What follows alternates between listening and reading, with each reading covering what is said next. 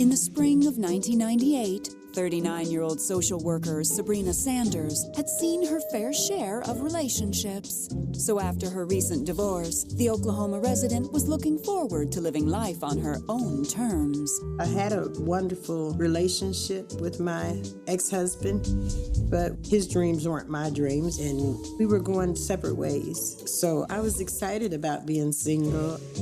I had just moved into my new place, and love was the farthest from my mind. That is, until a handsome man in a security guard uniform approached Sabrina on moving day. I was unloading clothes out of my car, and I had dropped some clothes. And as I reached down to pick up the clothes, I saw this man coming towards me. He had a big, beautiful smile. The man introduced himself as Frederick G. Brooks, a 36-year-old Army officer by day and security guard by night. He gave me his phone number and said, "I'm an officer.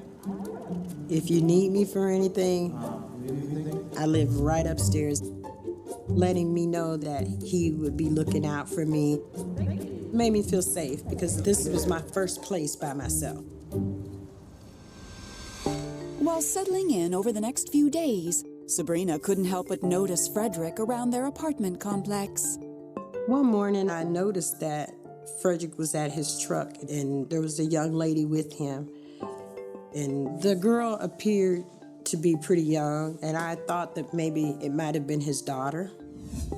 Curious, she asked him about the young girl later that day. He said she was one of his soldiers' daughters who had some issues. And he was talking to her and counseling her, and he was taking her back. I thought, wow, what a good guy. As the weeks passed, Sabrina found herself bumping into Frederick a little more often. A lot of times we would sit out at the pool and he would tell me, "You're such a great woman, you're beautiful, look at your body," and everything that he would tell me was just building me up. I told Sabrina to take it slow. She just got out of a relationship. But she seemed to be happy that she had met him, and she just told me that he was a really nice guy. I start feeling in my heart that, this is someone that I'd like to really get to know, and he seems to be very interested in me. Sabrina soon discovered they had much in common. She opened up to Frederick about her recent divorce and her 20-year-old son. He told me that he was also going through a divorce, and they had a little boy together, and that his oldest son lived back east. Frederick also revealed he had been in the military for 16 years and loved computers. But his true passion was law enforcement. His dream was to be a Texas State Trooper. I was impressed with that. Before Sabrina knew it, they were spending every moment they could together. I had fallen madly in love with Frederick. I wanted to be with Frederick all the time. I'm very overprotective of my mother, but when I met Frederick, I automatically liked him. He was a perfect gentleman, and you could tell my mother was excited. Once Frederick's divorce was final, the couple agreed it was time to take the next step in their relationship. He said we might as well get a place together.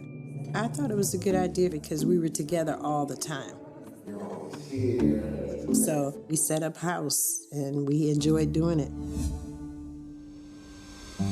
And for the next 2 years, the lovebirds slowly made a nest for themselves. I told Sabrina, I wish I could find me a man like that. I mean, he was such a great guy. He treated her like a queen. Anything that she needed, he would do. By April 2001, Frederick was officially ready to retire from the Army. After receiving an honorable discharge a few weeks later, he decided it was time for a change of scenery. We had recently taken a trip to Austin, Texas, He loved it. He said, let's make that our home. And I liked that because I would be next to my sister and he would have an opportunity to become a state trooper. I felt like that was going to be our beginning, our new start. After Sabrina Sanders and her boyfriend Frederick Brooks moved to Austin, Texas, she noticed his perfection only became more pronounced. Frederick loved computers, and he would fix them for my sisters, and he would put them together for my son. So he was the computer guy in the family. But Sabrina couldn't help but notice how frequently Frederick would hole up alone in their computer room. He was spending a lot of time in there, and I could wake up at 3 in the morning and he was still on the computer. I set her down and I said, Sabrina, it's a big change when you get out of the military. It's like a culture shock. So just give him time to kind of move into being a civilian. Yeah, I convinced myself that that was his hobby. So I didn't get mad at him. And 1 month later, Sabrina forgot all about it when Frederick had a surprise for her. We went into a jewelry store and we're looking at rings and he tells me, pick a ring. I chose a ring and he got on his knee and he proposed to me. When my mother told me she was engaged, I felt like Frederick was the perfect guy for her. It made me feel wonderful that she was happy. Life only got better for the couple when that October, Frederick received a letter from the sheriff's office that he'd been accepted into the academy. Although he was slightly disappointed when he learned he'd have to start as a jailer upon graduation. He wasn't excited about being a jailer, but he felt like, well, I'm in and this is good. So in the spring of 2002, after Frederick graduated from the academy, he and Sabrina went through with their planned nuptials, tying the knot in a small church wedding. It was very, very beautiful. It was small, but it was touching. I was happy and I was excited to start my life as Mrs. Brooks. Sabrina looked beautiful. She looked like a little young girl at her wedding. I felt like she had finally found somebody that was going to make her happy. Unfortunately, the honeymoon didn't last long. When just a few months after the wedding, Sabrina fell ill and underwent a partial hysterectomy. Frederick was right there when I came out of recovery, hugging me and holding me, and he was a perfect husband. And when I was discharged, he picked me up. But the following day, her pride in Frederick quickly vanished. He said he had to get out for a little while, and he didn't get back to the house until really late. And I was really upset. I asked him, why didn't you even call to check on me? And he said, I had to get out.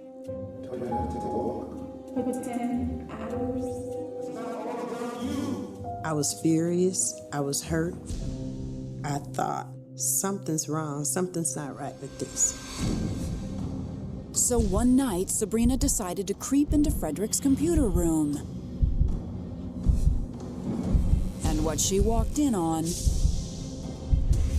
would send her entire world spinning out of control. I felt betrayed. I felt hurt. I felt like I was sleeping with the enemy.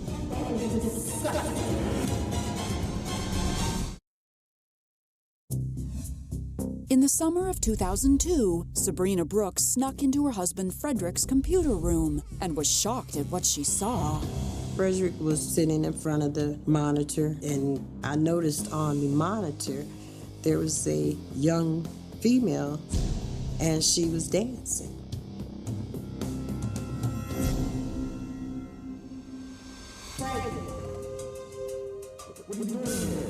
And I said, what are you looking at? And how old is she? Because she looked really young. He said, well, you know, you're out of commission because of your surgery. and I have to do what I have to do. I felt hurt, and I was mad. I was mad because what I saw on that screen was what I was thinking. He had been looking and chatting with different women. Still healing from her surgery, Sabrina was in no condition for a blowout argument and decided to let it go for the time being. I felt that I needed to concentrate on my health. I needed to get back to the old Sabrina because I knew something was going on.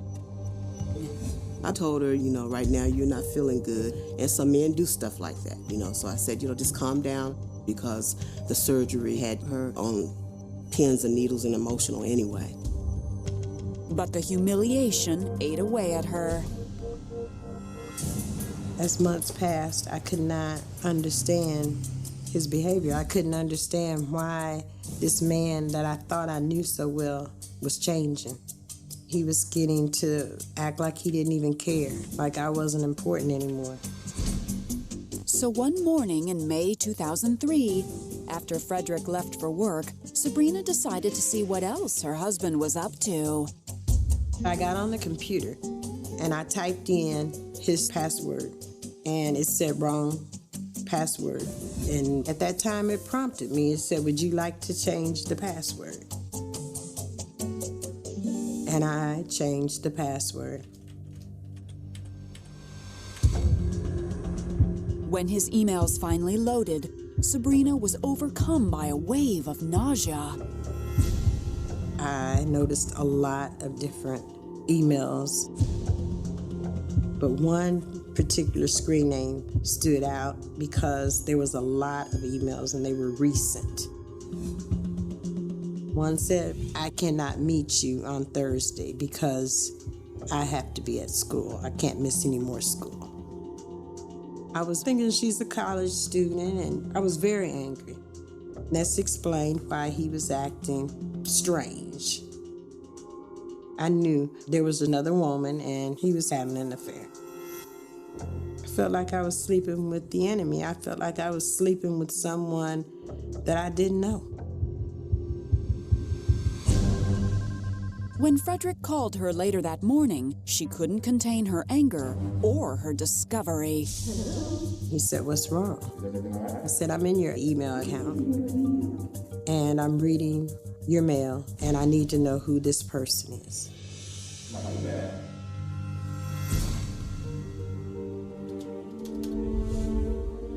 And when I looked again, he had sent out an email to this person and told them, if someone contacts you, don't talk to him. It's my ex-girlfriend and she's crazy.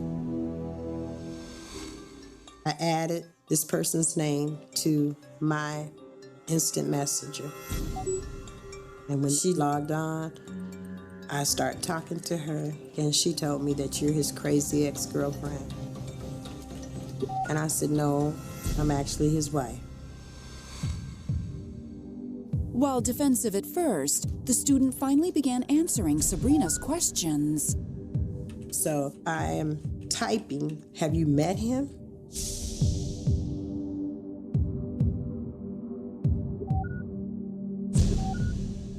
And I said, where'd you meet him? And she said, he picked me up from school.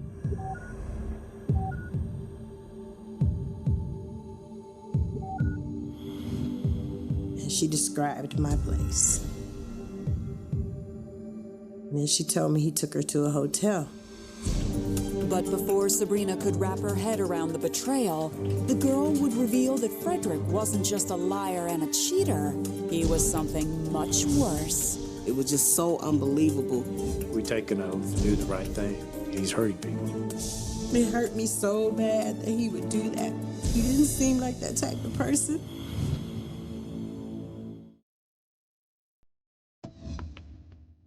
Sabrina Brooks was appalled at her husband Frederick's obvious lies as she continued her line of questioning online with his mistress. I'm thinking she's probably a college student.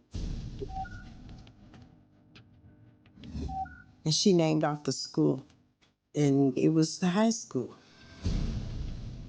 I asked, how old are you? And she says, I got sick to my stomach. She said when they got to the hotel, he forced himself on her.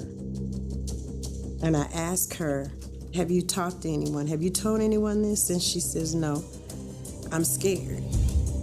And I told her, I said, you've been violated. I got out of my computer chair and I cried from the depths of in here somewhere. If Frederick was truly an internet predator, Sabrina knew she needed to act fast. He knew I was talking to this girl. And he came home early that day. I told him, I'm out of here. I'm leaving. I packed up what I could and I moved in with my sister. And I said, you know, I have to do something. I have to say something. And I called her mom. I spoke with her mother. She urged the woman to call the police, and they quickly interviewed both the victim and Sabrina. When I spoke to the victim, she informed me that she had developed a relationship with a gentleman in a chat room. He suggested that they meet. So she told him he could come by the school and pick her up. They drove to the hotel. They had sexual contact with each other. They left the hotel room and drove by his residence. Then he had dropped her off back at the school. Then Sabrina provided me with a lot of information. All the information led me to Frederick Brooks. And after confiscating Frederick's computers, police had all the evidence they needed. He had approximately 94 contacts between the victim and himself. Also, there was pornography, and there were pictures of young women. On July 24, 2003, Frederick Brooks was arrested in uniform at his own department for sexual assault of a child. It hurt me so bad that he would do that because he didn't seem like that type of person. And I had him around my nieces. Could have been one of them, you know. He could have did that to one of them.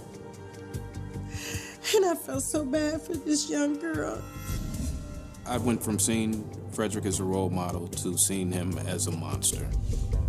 It was shocking that someone in uniform would do something like this. I couldn't find any criminal history on Frederick. He was an outstanding employee. From my experience of being in law enforcement, I rarely see this. It's very serious to be in that position and then betray public trust. And it wasn't long before he was linked to another incident in which he'd groomed a 15-year-old girl online. No other women have come forward, but sometimes this behavior can go on for long periods of time without knowing because the victims are afraid to come forward. On November 5th, 2004, Frederick G. Brooks was officially charged with 2 counts of sexual assault of a child. He pled guilty to avoid a trial. Looking back, Sabrina can't help but view her entire marriage to Frederick with new eyes. I remember all the times that Frederick was on the computer. He was out there preying on little girls who were online. And I remember in Oklahoma, this young girl getting inside his truck. I wonder now, was she another victim? 5 days later, Frederick Brooks was sentenced to 10 years in prison. I feel like I played a major part in getting him off the streets, and I also feel like there's probably a lot of other girls that are saved because of that. If I had to do it all over again, I'd do it the same way. Today, Sabrina is not sure what motivated Frederick to go from protector to predator. I believe that the protector part was basically a lure to commit those type of crimes, something has to be seriously wrong. I don't know what. I'm very proud of Sabrina. She's endured a lot of things that most people wouldn't have been able to endure. But she's strong. She's made it through. But Sabrina still can't believe how Frederick was able to dupe so many. Even the agency that he worked for didn't believe it. But it's easy to be fooled. And for a long time, I felt like I'm not going to ever trust again. But God has a way of carrying us through.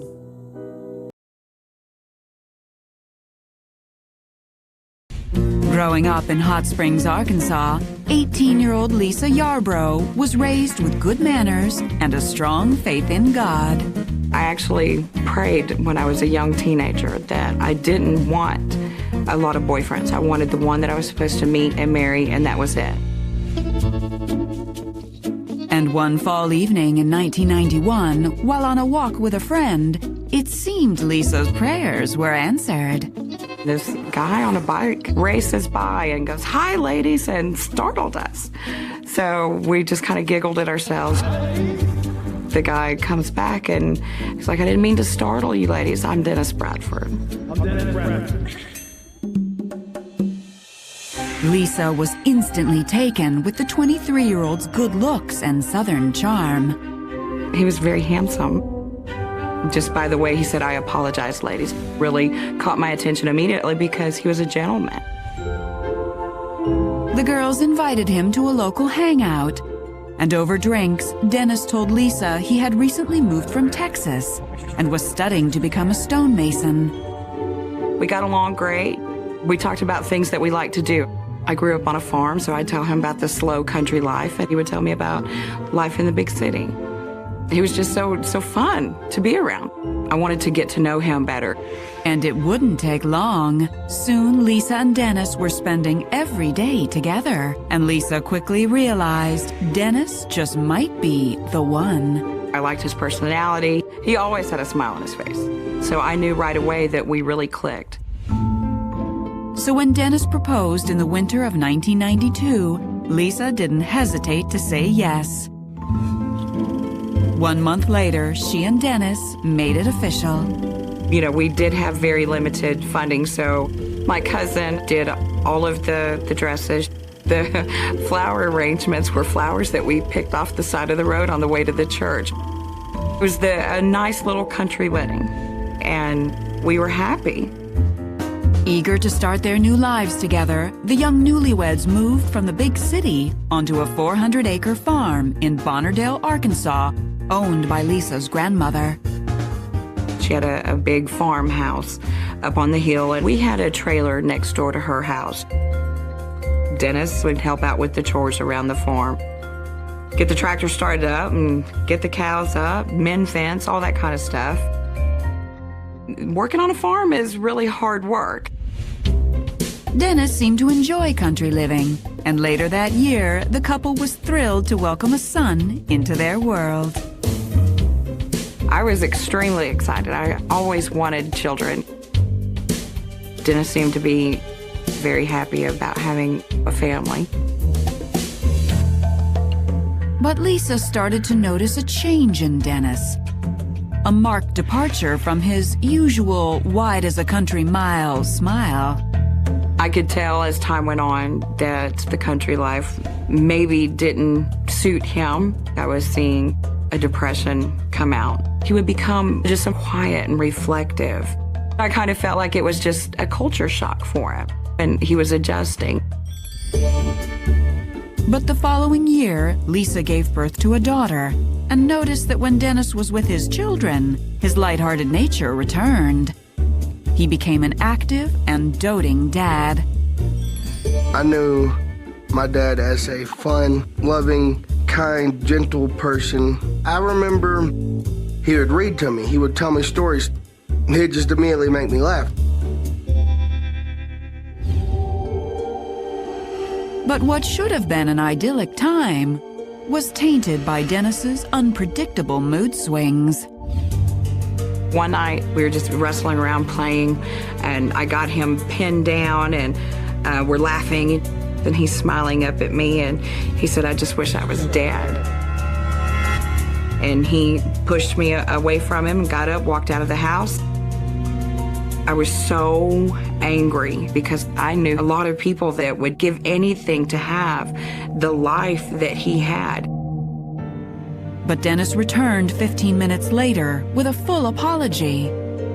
He was just like, "I don't know where that came from." So it was a bad moment. Although Dennis had his moments, they were few and far between.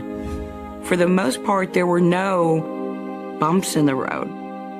We got along great. I felt like he was my best friend.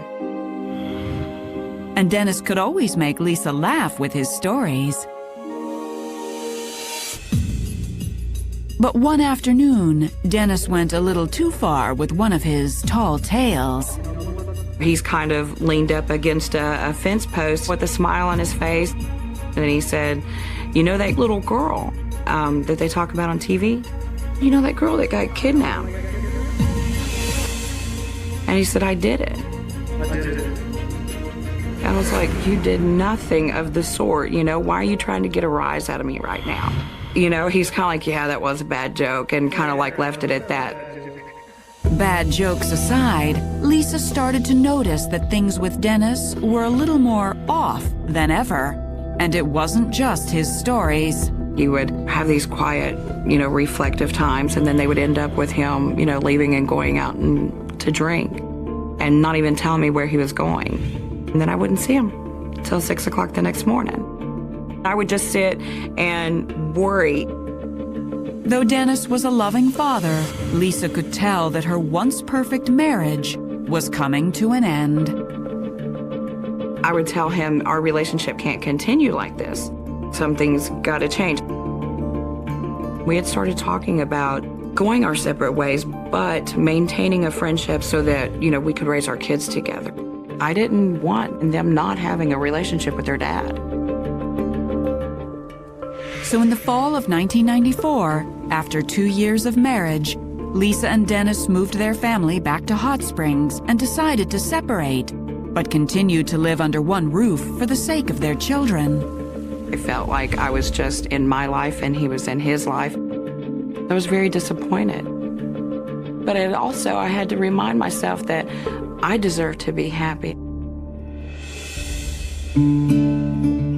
Lisa decided it was time to focus on what she wanted in life. Me, my friend, and my sister decided that we were going to go and have a few drinks and play pool and just have a good time, girls' night out.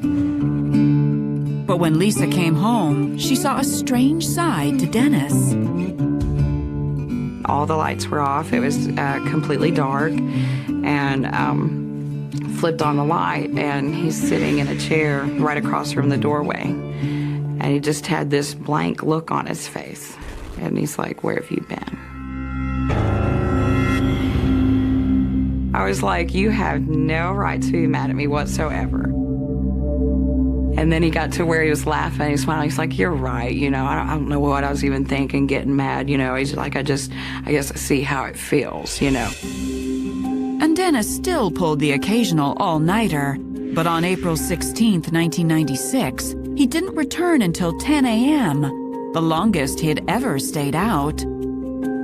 It was concerning, but at the same time, I'm just like, I'm not going to let this ruin my day. Had the kids out in the yard, we're playing. It's a beautiful day. But Lisa's beautiful day was about to come to an abrupt end. This car pulls up, and these two ladies get out of the car, and they're like, "Here's your husband, Dennis Bradford." I was like, "Yeah, Dennis is my husband." And then one of the women delivered a shocking blow. She said, "We're undercover detectives. Your husband raped a woman last night." And it felt like somebody had just kicked me in my chest. I was shocked. Dennis is such a good-looking, charming guy. Why would he have to force anyone? It didn't fit at all. Eager to cooperate, Lisa led the detectives inside and woke up Dennis. He got up and they snap a picture of him with a Polaroid camera and just say, well, you'll hear from us, and walk out the door. Dennis insisted it must be a mistake. And he's like, you know me better than that. I would never hurt anybody. When 2 weeks passed without word from the detectives, Lisa started to give Dennis the benefit of the doubt. He swore to me. Didn't happen. I was like, okay, I'll believe that it didn't happen. Lisa clung to the hope that the police had been wrong. But soon, this tall tale would come back to haunt Lisa and her family in the most earth-shattering way. I moved the curtain aside, and there's police cars as far as I can see. I started screaming, "You can't take my dad, you can't take my dad." I wanted it to just wake up from the bad dream that I seemed to be in. In the spring of 1996, 2 weeks had passed since Lisa Bradford's life was turned upside down. Her husband Dennis stood accused of kidnapping and raping a woman in their small Arkansas town, which he firmly denied. I didn't think that he was completely innocent, but what he was being accused of did not match the person that I knew him to be. Then on May 1st, 1996, Lisa's quiet morning was interrupted by a loud banging on the door. I reached over and I moved the curtain aside, and there's police cars as far as I can see. Lisa and her 2 young children watched in horror as their father was hauled away in handcuffs. I followed him out the front door and started screaming, "You can't take my dad, you can't take my dad." I didn't know what was going on. I just thought, this is the last time I'm ever going to get to see my dad. Dennis was formally charged with kidnapping and rape, swabbed for DNA, and locked up in jail pending trial. After a long roller coaster ride, Lisa knew her marriage was finally over. I was very upset. I was very hurt. I couldn't, in any way, comprehend that he did these things to her. But when Dennis's trial began on January 22nd, 1997, the victim refused to have a rape kit administered, and the rape charges were dropped. But the kidnapping charges remained. Why wouldn't she submit to being tested? It's not that I didn't believe her, but I didn't know what he had done. A huge part of me just wanted it to be over, to wake up from the bad dream that I seemed to be in. Meanwhile, 500 miles away in a small Texas town, Jennifer Schuett had spent the last 7 years in her own bad dream. On August 10th, 1990, as 8-year-old Jennifer slept peacefully in her bed, a man slid open her window and lifted her out. I thought I was dreaming. And I came to and opened my eyes, and he was staring at me. I tried to scream, but he immediately covered my nose and mouth and put me in his car. He's telling me he was an undercover cop, that I just needed to be quiet. But when the man pulled over several miles from her home next to an open field, Jennifer instantly knew something was very wrong. Immediately, he ripped my panties off of me. The man brutally raped Jennifer. And to ensure her silence, he slit her throat and left her in the field to die. I would try to scream, and I couldn't figure out why no sound would come out. I had just enough strength somehow to just throw my hand on my neck. And I felt this gaping wound. And I just knew at that point, I'm gonna die. I mean, I would go in and out of consciousness. And I could hear children playing off in the distance. And I just wanted to get help so badly. The help was right there. But I had no way to get anyone's attention because I couldn't even lift my head up. I didn't know that it was halfway cut off. But miraculously, after 12 hours, children playing nearby found Jennifer, still alive. She was immediately transported to the hospital, while police combed the field for evidence. They located her clothing that she was wearing on that night she was abducted, along with a pair of men's underwear and a T-shirt. But back in 1990, there was no DNA testing done at the time. Police spent years following leads that went nowhere. The monster that attacked her was never found. But Jennifer refused to give up the hunt. It didn't matter to me how many years had passed. I didn't want to give up. I didn't want him to be able to hurt anybody else. Back in Arkansas, Lisa Bradford was heartbroken. On January 28, 1997, her husband Dennis was convicted on the kidnapping charges and sentenced to 12 years in prison. It was a very surreal experience, but I knew that I had to move on with my life. I was trying to be a strong parent for my kids. Lisa landed a new job as a hotel desk clerk and even began dating. So she wasn't at all upset when Dennis made plans to marry a woman he wrote to from prison. I had already had a boyfriend and moved into a place together. So that was okay, you know, that he had established a relationship. The couple filed for divorce, but Dennis was hoping to remain in his children's lives. And that happened sooner than anyone expected. 3 years later, Dennis was released from prison for good behavior. I thought he was gone for 12 years. I was kind of surprised, but, you know, okay with it too. I always wanted him to have that relationship with his children. Dennis moved to Little Rock, and Lisa allowed him to visit with his children on a monthly basis. It was just a different chapter in our lives. It did feel like all of the bad was behind us. Until October 2009, when Lisa received a panicked phone call from her ex-father-in-law. And in a matter of seconds, Lisa's life would change forever. He said, protect your children. Protect the children. It's all over the news. There was a circus out in front of the police department. This made national media. To be looking at someone that you have searched for years, it just felt so surreal. On October 13th, 2009, Lisa Bradford received an unimaginable phone call from her ex-father-in-law. He was very emotional, and he said, protect your children. Protect the children. It's all over the news. Dennis committed a horrific crime. It seemed Dennis had been arrested again. This time for the kidnapping, rape, and attempted murder of an 8-year-old girl nearly 19 years prior, Jennifer Schuett. It had been so long, it was like, well, this is almost unsolvable. We knew that they had done all the previous forensics that were available back in 1990, but I wanted to go in with fresh eyes.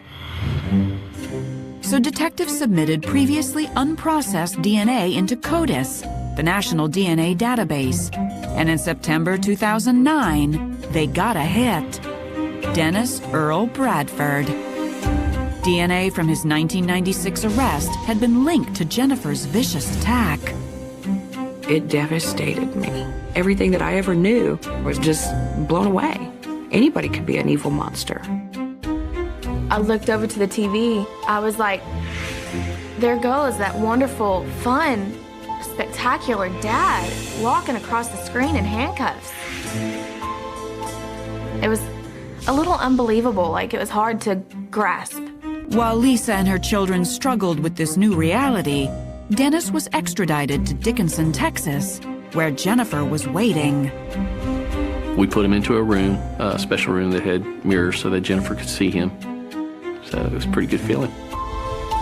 It just felt so surreal to be looking at someone that you have searched for years, like an arm's length away from you. I never cried. I just stared at him. That was like the best moment. As Jennifer looked her attacker in the eye, 500 miles away, Lisa couldn't help but wonder if the story Dennis had told her that day on the farm was his way of confessing to her years ago. I was saying to myself, why didn't I just play detective or something? Why didn't I question him? Why didn't I see that? Suddenly, everything made sense. Dennis's depression, his newfound alcoholism. It kind of clicked that it wasn't that he was missing his old life and stuff. He was ashamed of himself, trying to run away from it. And in May of 2010, he finally succeeded. After confessing to the kidnapping, rape, and attempted murder of Jennifer Schuett, Dennis Bradford hanged himself to death in his jail cell.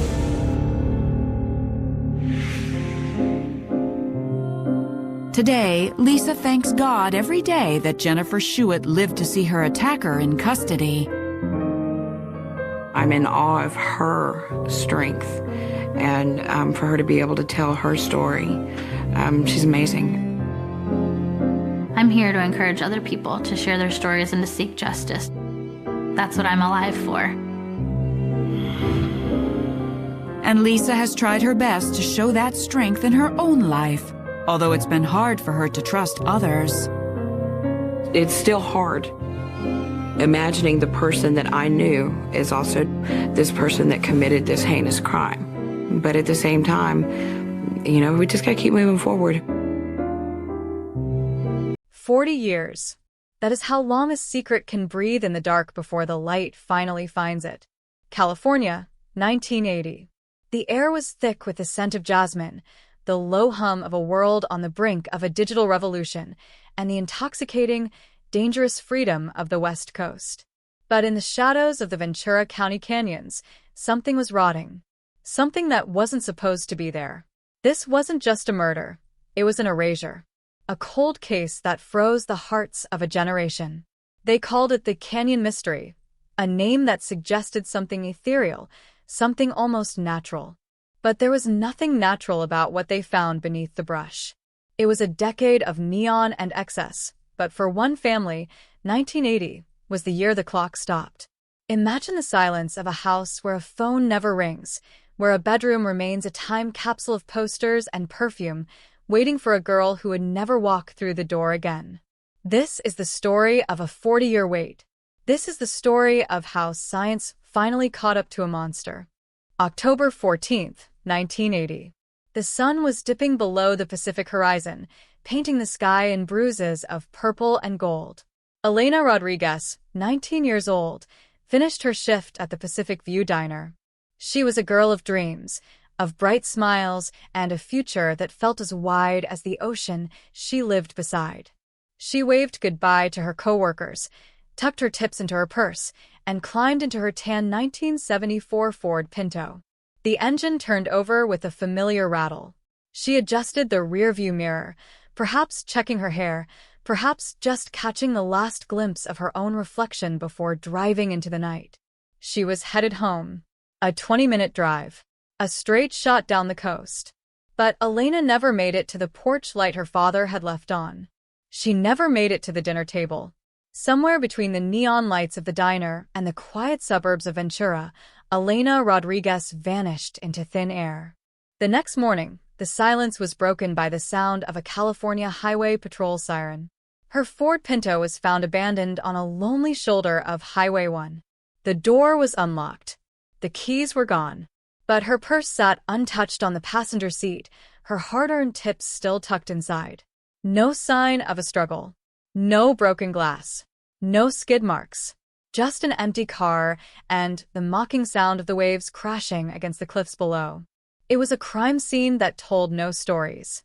The investigators stood there, the salt spray stinging their eyes, looking at a vehicle that looked like its driver had simply evaporated. The headlines the next morning were a jagged blade to the heart of the community, missing without a trace. The girl in the tan Pinto. Ventura's midnight mystery. The search began with a feverish intensity, hundreds of volunteers, helicopters siring the coastline, divers probing the dark Pacific depths. But the ocean kept its secrets, and the canyons remained silent. 3 weeks later, the silence was shattered by a scream.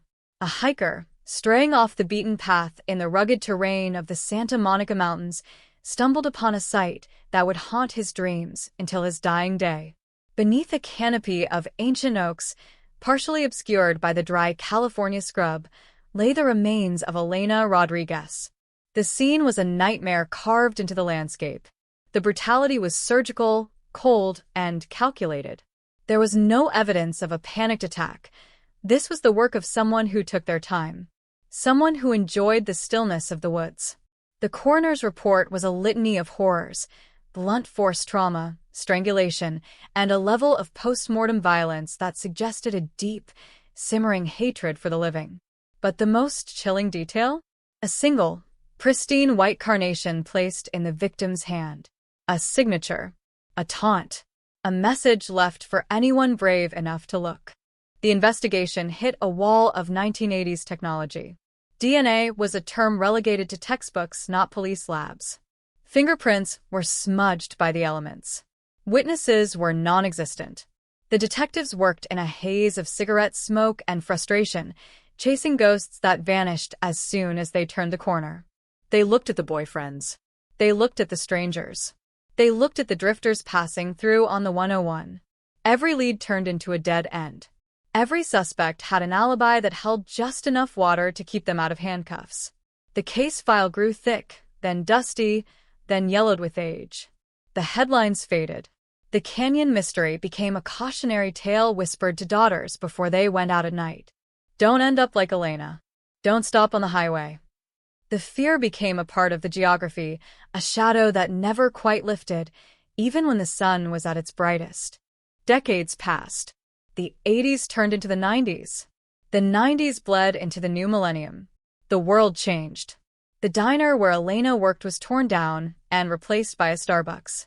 The Ford Pinto became a relic of a bygone era. But in a climate-controlled evidence locker in Ventura, a cardboard box held the only things left of Elena Rodriguez: her clothes, the white carnation, now a brittle, brown husk, and a small, glass vial containing a rape kit that had never been processed. It was a ghost in a box, waiting for the world to catch up. The detectives who first walked the crime scene retired. Some passed away, taking their theories and their guilt to the grave. But the file remained open. A cold case. 2 words that carry the weight of 1,000 unanswered questions. Then came the breakthrough. Not a witness coming forward. Not a deathbed confession. But a revolution in the way we hunt. Forensics had evolved from the blunt instrument of blood typing to the microscopic precision of genetic genealogy. In 2023, a new generation of investigators, men and women who weren't even born when Elena disappeared, decided to look into the box.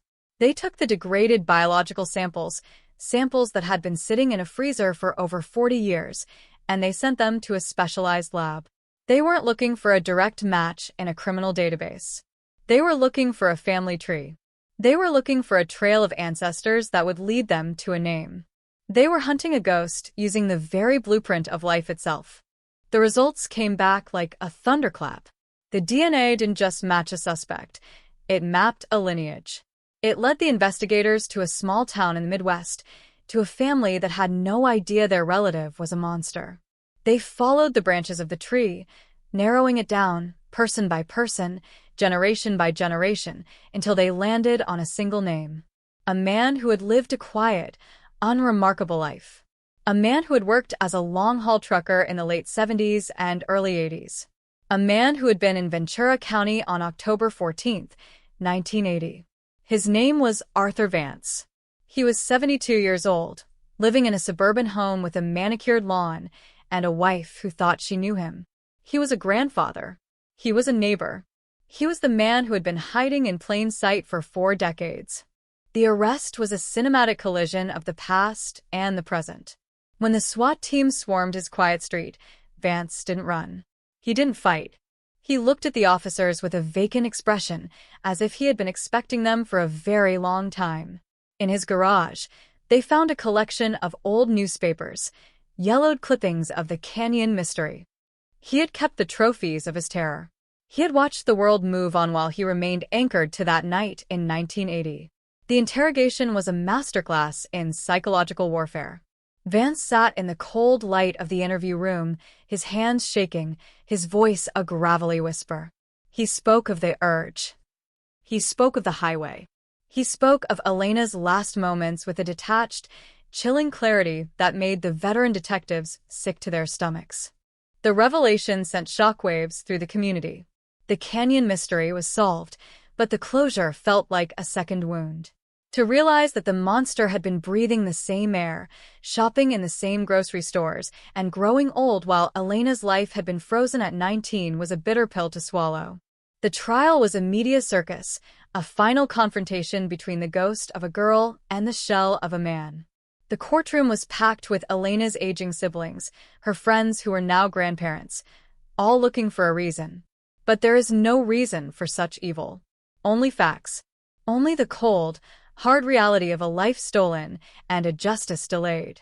Arthur Vance was sentenced to life without the possibility of parole, a sentence that would likely be short given his age, but a sentence that finally gave Elena her name back.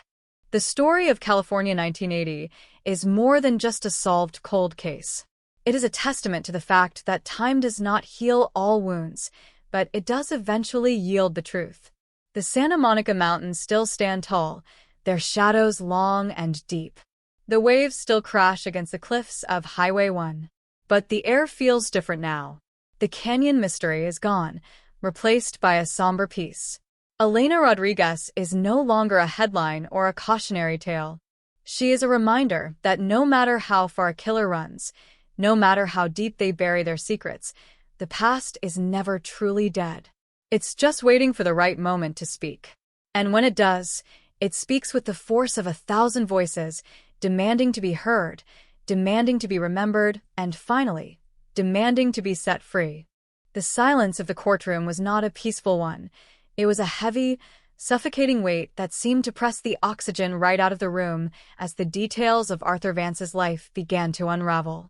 This was no longer just about one night in 1980.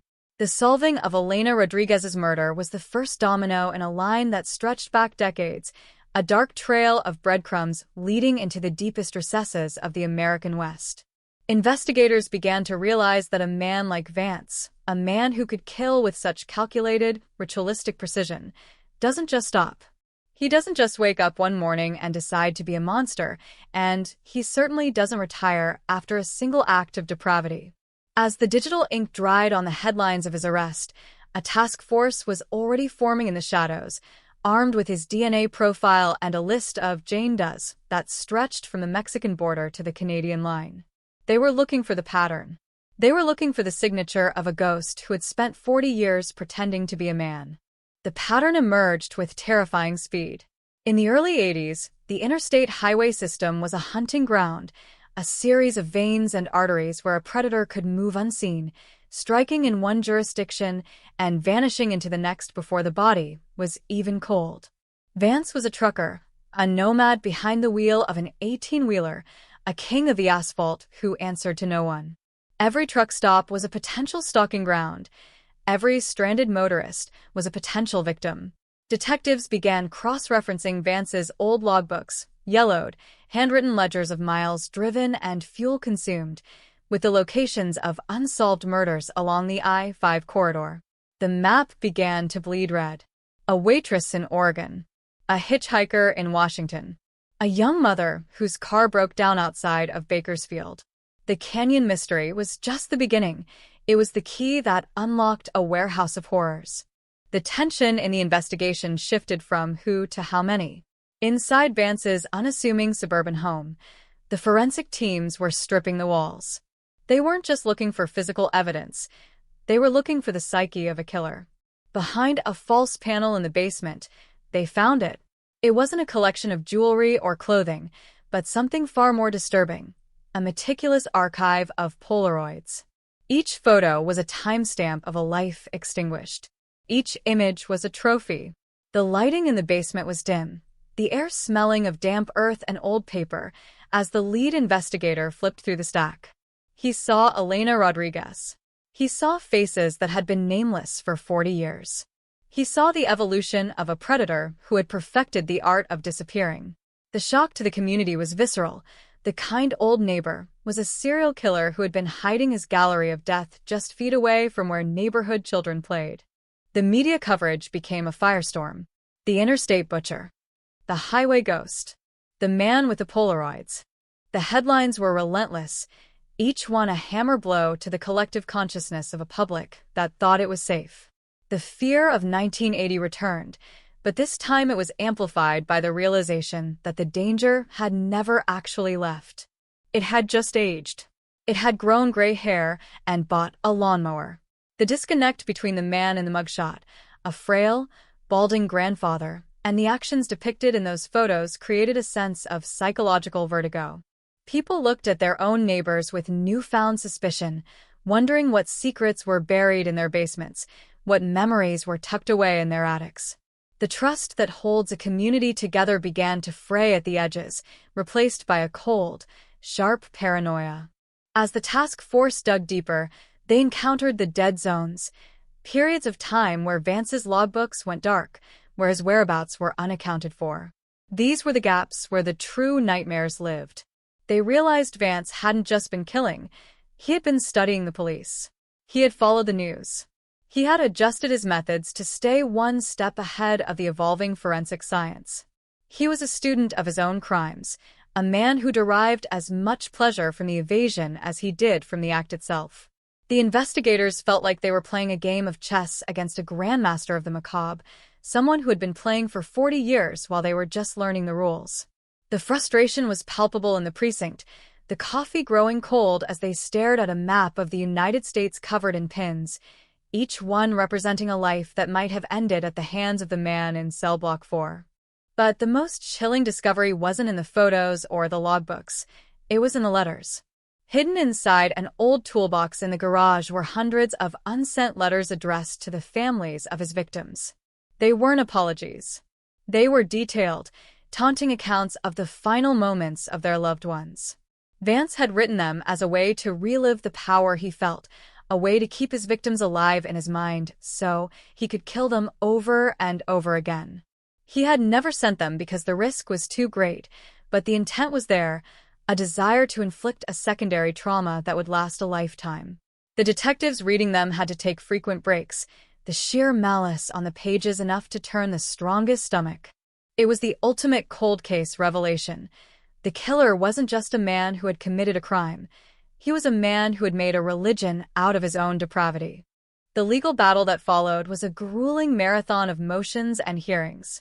Vance's defense team tried to argue that the DNA evidence was contaminated, that the Polaroids were found art, that the letters were works of fiction by a lonely old man. They tried to paint him as a victim of a forensic witch hunt. But the weight of the evidence was an avalanche. One by one, the families of the Jane Does were called to the stand. Mothers who were now in their 80s, siblings who had spent their entire lives wondering, all faced the man who had shattered their worlds. The atmosphere in the courtroom was electric with grief and fury. When the first guilty verdict was read for the murder of Elena Rodriguez, a sob broke out in the gallery that seemed to echo for an eternity. It was the sound of 40 years of held breath finally being released. Yet, even with the conviction, the mystery didn't feel entirely solved.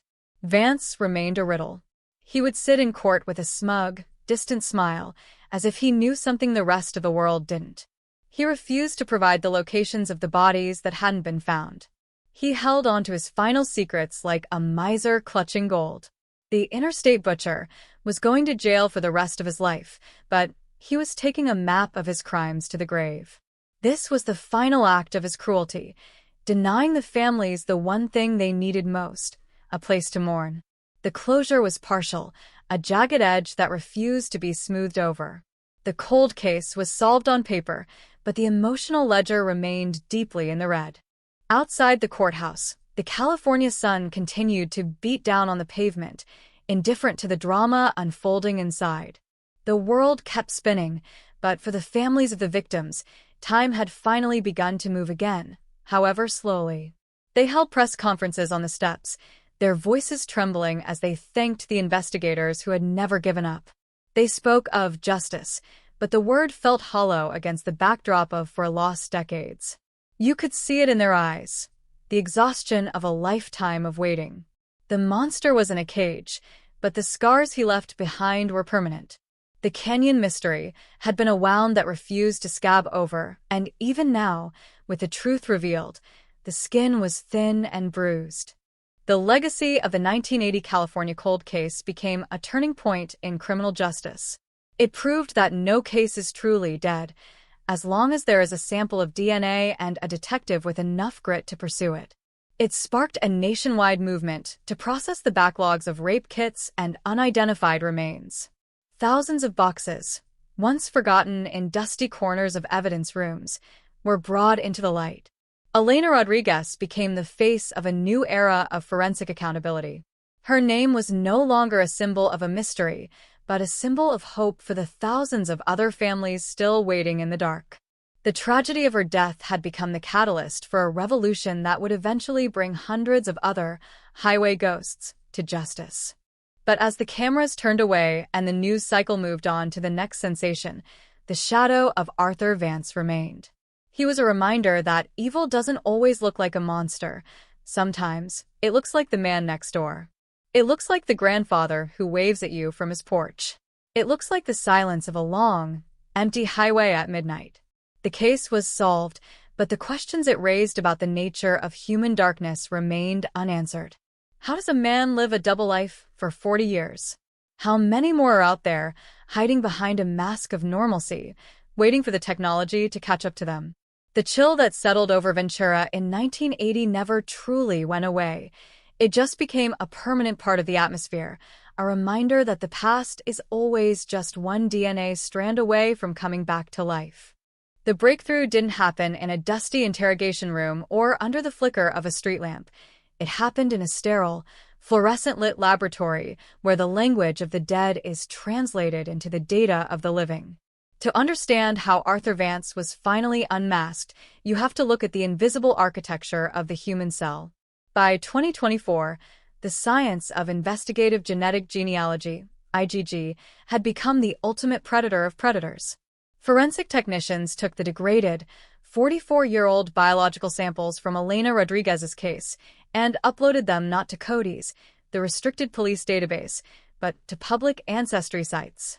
They weren't looking for Arthur Vance. They were looking for his second cousins, his aunts, his distant relatives who had uploaded their DNA to find their roots. They were building a web, strand by strand, across the digital expanse of the internet, waiting for the center to hold. The process was a grueling trek through time and genealogy. A lead would spark in a small town in Ohio, only to flicker out. A potential match would appear in a family tree from Florida, leading to a dead end. But then, a match emerged, a third cousin with a shared ancestor from the late 1800s. The genealogists began the reverse build, tracing the lineage down through the decades, through marriages, births, and deaths, filtering for men who were the right age in 1980 and who had a connection to the West Coast. The circle tightened. The digital dragnet moved from the Midwest to the Pacific Northwest, and finally, it settled on a branch of the Vance family that had relocated to California in the late 70s. The ghost finally had a surname.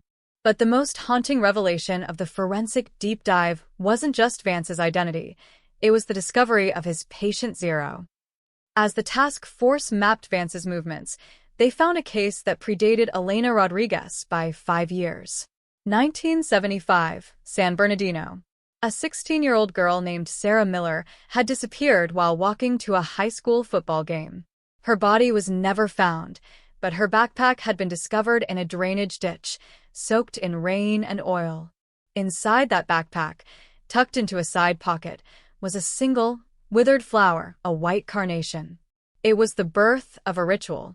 Vance hadn't started with Elena. He had been practicing. He had been refining his art in the shadows of the Inland Empire long before he ever set foot in Ventura. The 1975 case changed everything. It proved that Vance wasn't a man who had snapped. He was a man who had been built for this.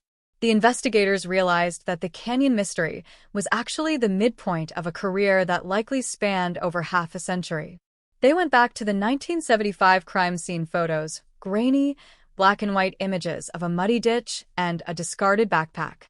They looked at the signatures, the way the straps were cut, the specific knot used to tie the bag shut. It matched the ligatures found on Elena in 1980. The consistency was terrifying.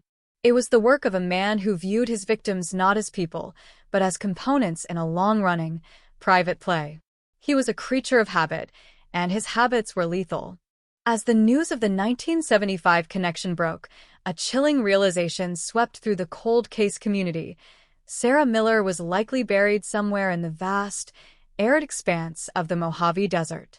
Vance had used the desert as a silent partner, a place where the sun and the sand would do the work of erasing his crimes. The task force shifted their focus to Vance's old trucking routes through the Mojave. They used ground-penetrating radar and satellite imagery from the 70s, trying to find anomalies in the earth that had been undisturbed for 50 years. The search was like looking for a needle in a graveyard. Every patch of scrub brush, every abandoned mine shaft became a potential tomb. The silence of the desert was no longer peaceful. It was a taunt. The forensic team then turned their attention to the white carnations. This wasn't just a random choice. Through psychological profiling, they discovered that Vance's mother had been a florist. The flower was his tribute, a twisted act of devotion that he performed after every kill. It was a way to cleanse the scene, to transform a moment of absolute horror into something he perceived as beautiful. This detail, kept secret from the public for 40 years to protect the integrity of the investigation, became the definitive link.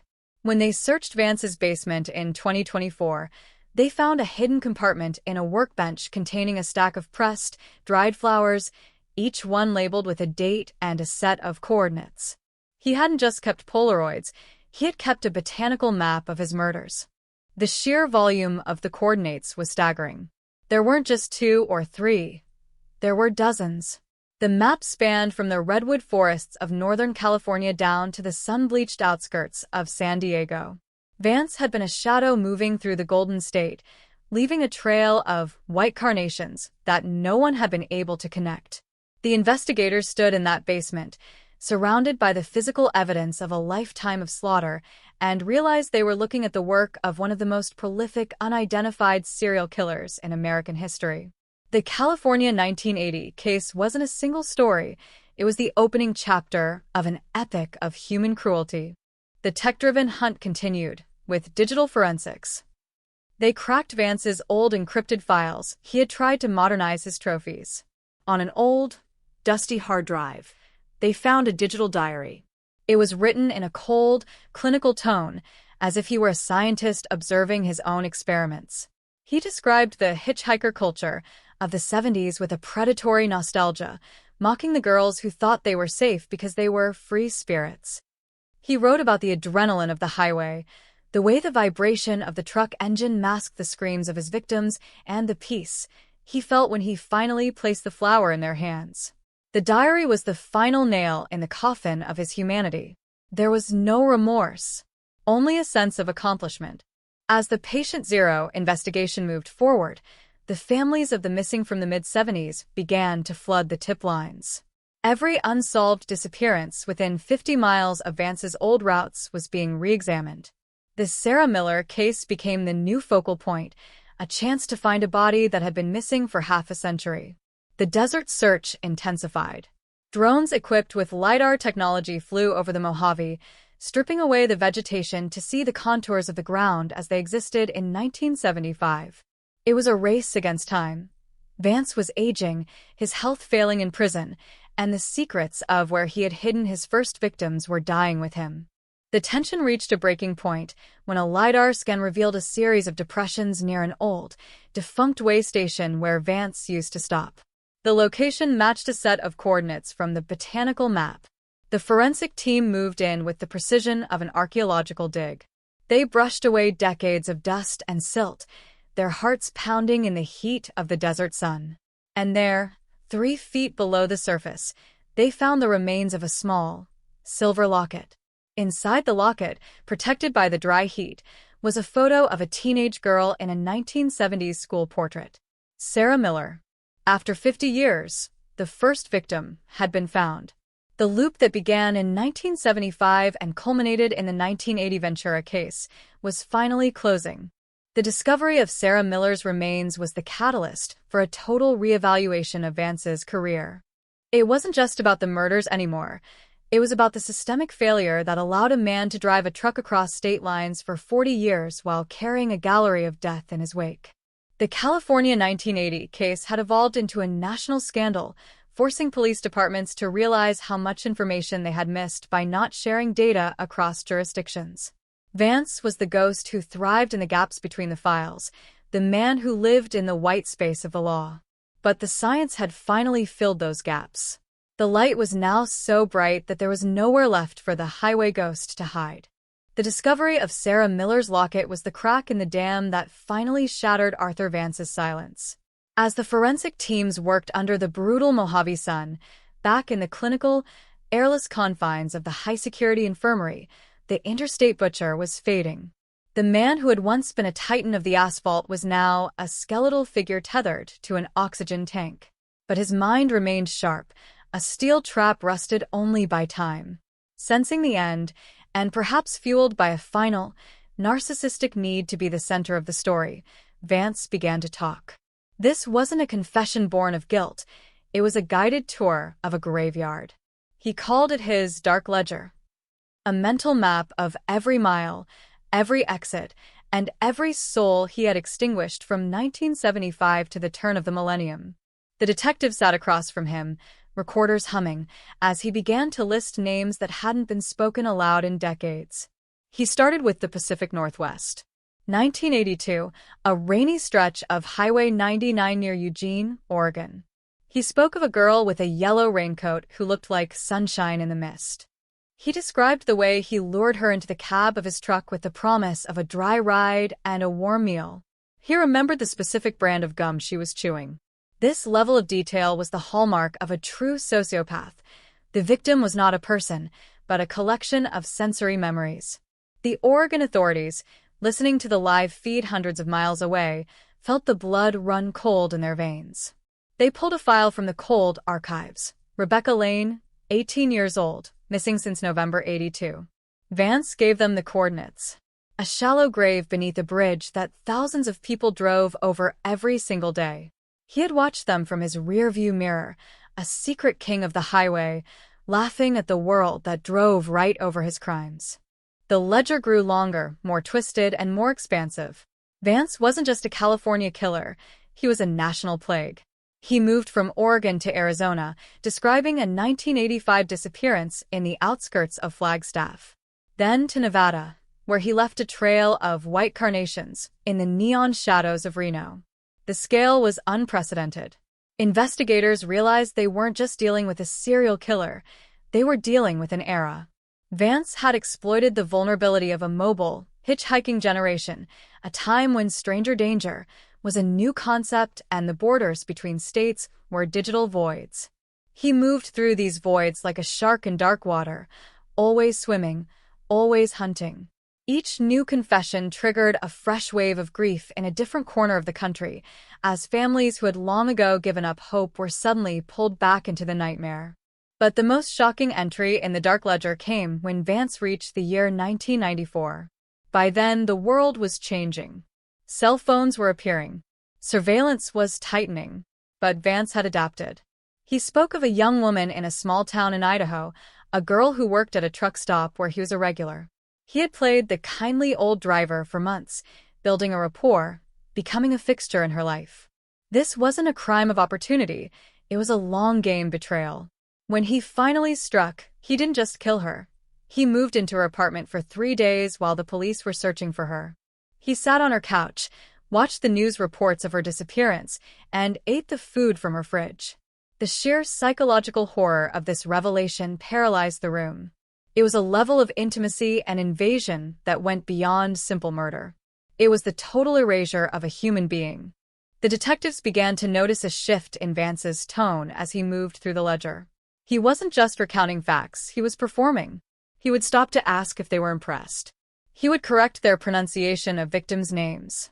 He was a man who had lived his entire life in the shadows, and now, at the very end, he was demanding the spotlight. He enjoyed the power he held, the power to give a family closure, or to take it with him to the grave.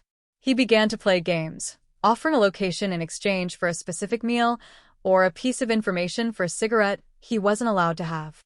The interrogation became a high-stakes poker game where the currency was the remains of the dead. The lead detective, a man who had seen the worst of humanity, later described those sessions as descending into a well of pure, unfiltered malice. The Dark Ledger also revealed Vance's obsession with technology. He spoke with a begrudging respect for the DNA that had finally caught him. He called it the invisible witness. He admitted that he had stopped his signature flower ritual in the late 90s because he feared it would become a searchable pattern in the new computer databases he heard about on the radio. He was a predator who had evolved with his environment. He had even started using the early internet to track the cases of his own victims, reading the missing person forums, and even posting anonymous, cryptic messages to the families, pretending to be a psychic or a witness to watch them scramble. The cruelty was multidimensional. He was a digital ghost as well as a physical one. As the weeks of confession turned into months, the physical evidence began to back up his claims. Bodies were recovered in 3 different states. The white carnation cases were finally being linked by more than just theory. But the clock was ticking. Vance's heart was failing. The task force worked in shifts, 24 hours a day, trying to squeeze every last drop of information from the dying man. They knew that once his heart stopped, the locations of dozens of other victims would be lost forever. The pressure was immense. Every time Vance drifted off to sleep, the investigators held their breath, wondering if he would ever wake up to finish the map. The Dark Ledger was a race against the ultimate deadline. In his final days, Vance became obsessed with one specific victim, a girl he called the one who got away. In 1988, near the California-Nevada border, he had targeted a woman who fought back with a ferocity he hadn't expected. She had managed to stab him with a screwdriver before leaping from the moving truck. Vance had spent decades wondering if she had survived, if she had gone to the police, if she was the reason he felt a constant weight on his shoulder. The investigators scoured the records. They found a Jane Doe report from that year, a woman found wandering the highway, traumatized and unable to speak. She had lived her life in a state of permanent fear, never knowing who her attacker was. When they brought her a photo of Vance, now an old man, the scream she let out echoed through the halls of the nursing home. The ghost was finally real. The end came on a Tuesday morning. Vance was mid-sentence, describing a burial site in the Cascades, when his breath hitched and his eyes went vacant. The interstate butcher was dead. He left behind a legacy of 60 confirmed victims and an estimated 40 more that will likely never be found. The Dark Ledger was closed, but its contents had forever changed the landscape of American crime. The California 1980 case had opened a portal into a dark history that most people wanted to believe was impossible. It proved that a monster could live among us, could smile at us, and could drive past us on the highway every single day, fueled by a secret that spanned half a century. As the news of his death spread, there was no celebration, only a profound, weary silence. The families of the victims he had named felt a hollow sense of relief, while the families of the victims he had kept secret felt a new, permanent kind of grief. The highway ghost was gone, but the road he left behind was littered with the wreckage of thousands of lives. The investigation didn't end with his death. It shifted into a massive recovery effort that would take years. The coordinates he left behind were his final gift to the world, a map of his own damnation. And as the forensic teams headed back out into the mountains and the deserts, they knew they weren't just looking for bones. They were looking for the pieces of a puzzle that would never truly be complete. The 1980 Ventura case was the spark, but the fire it lit consumed the lies of a lifetime. Elena Rodriguez, Sarah Miller, Rebecca Lane, they were no longer just names in a file. They were the voices that had finally reached through the decades to pull their killer into the light. The Dark Ledger was the final testimony of a man who thought he was a god of the highway, but who ended up as nothing more than a footnote in the history of the science that defeated him. The story of Arthur Vance is a reminder that the past is never buried deep enough, and that the truth like a white carnation in the dark, has a way of finding its way to the surface. The death of Arthur Vance didn't end the nightmare. It merely shifted the frequency of the pain. While the dark ledger provided a roadmap to the dead, a new and perhaps more terrifying chapter was unfolding in the lives of those who had looked into the eyes of the highway ghost and lived to tell about it. They were a sisterhood born of blood and asphalt, known in the media as the Survivor Circle. For 40 years, these women had lived in a state of suspended animation, their lives defined by a few minutes of sheer, unadulterated terror. They had been dismissed by police as unreliable witnesses, or told their trauma was a hallucination caused by the shock of a roadside accident. But with Vance's face now plastered across every news outlet, the world was finally forced to listen. Their stories didn't just add to the horror, they revealed a truth that the police had missed for 4 decades. Arthur Vance hadn't always been alone. The first crack in the lone wolf theory came from Maria Thorne, the woman who had leapt from Vance's moving truck in 1988. In the sterile safety of a police precinct, decades after she had been found shivering and mute on the shoulder of the highway, Maria sat down with a sketch artist. But she didn't just describe the man with the cold, dead eyes. She spoke of a second voice coming from the sleeper cab behind the driver's seat. A voice that whispered encouragement. A voice that laughed when she screamed. He wasn't talking to himself, Maria whispered, her hands trembling as she held a cup of cold coffee. He was taking orders. The investigators froze. The interstate butcher was a monster, yes, but the idea of a shadow partner, a silent accomplice who had shared in the depravity and then vanished back into society, sent a wave of cold dread through the task force. The search for the shadow partner became a hunt for a ghost within a ghost. They went back to Vance's early years, back to the 1970s in San Bernardino, looking for anyone who had been his constant. They looked at old high school yearbooks, military records, and trucking company payrolls. And then they found him, David "Davy" Miller, a childhood friend, a man who had served in the same unit as Vance in Vietnam, a man who had spent 30 years working as a high school janitor in a quiet suburb just 3 towns over from where Elena Rodriguez was found. While Vance was the predator on the road, Miller had been the anchor in the community, the stable, one who provided the alibis and the hiding places. They were a symbiotic pair, one the hunter, the other the keeper of the kill. The revelation of David Miller's involvement was a sensation that threatened to eclipse even Vance's crimes. If Vance was the headline, Miller was the fine print, the mundane, terrifying reality of how evil can be sheltered by the ordinary. When the police moved in on Miller's home, they didn't find a dark ledger or a collection of Polaroids.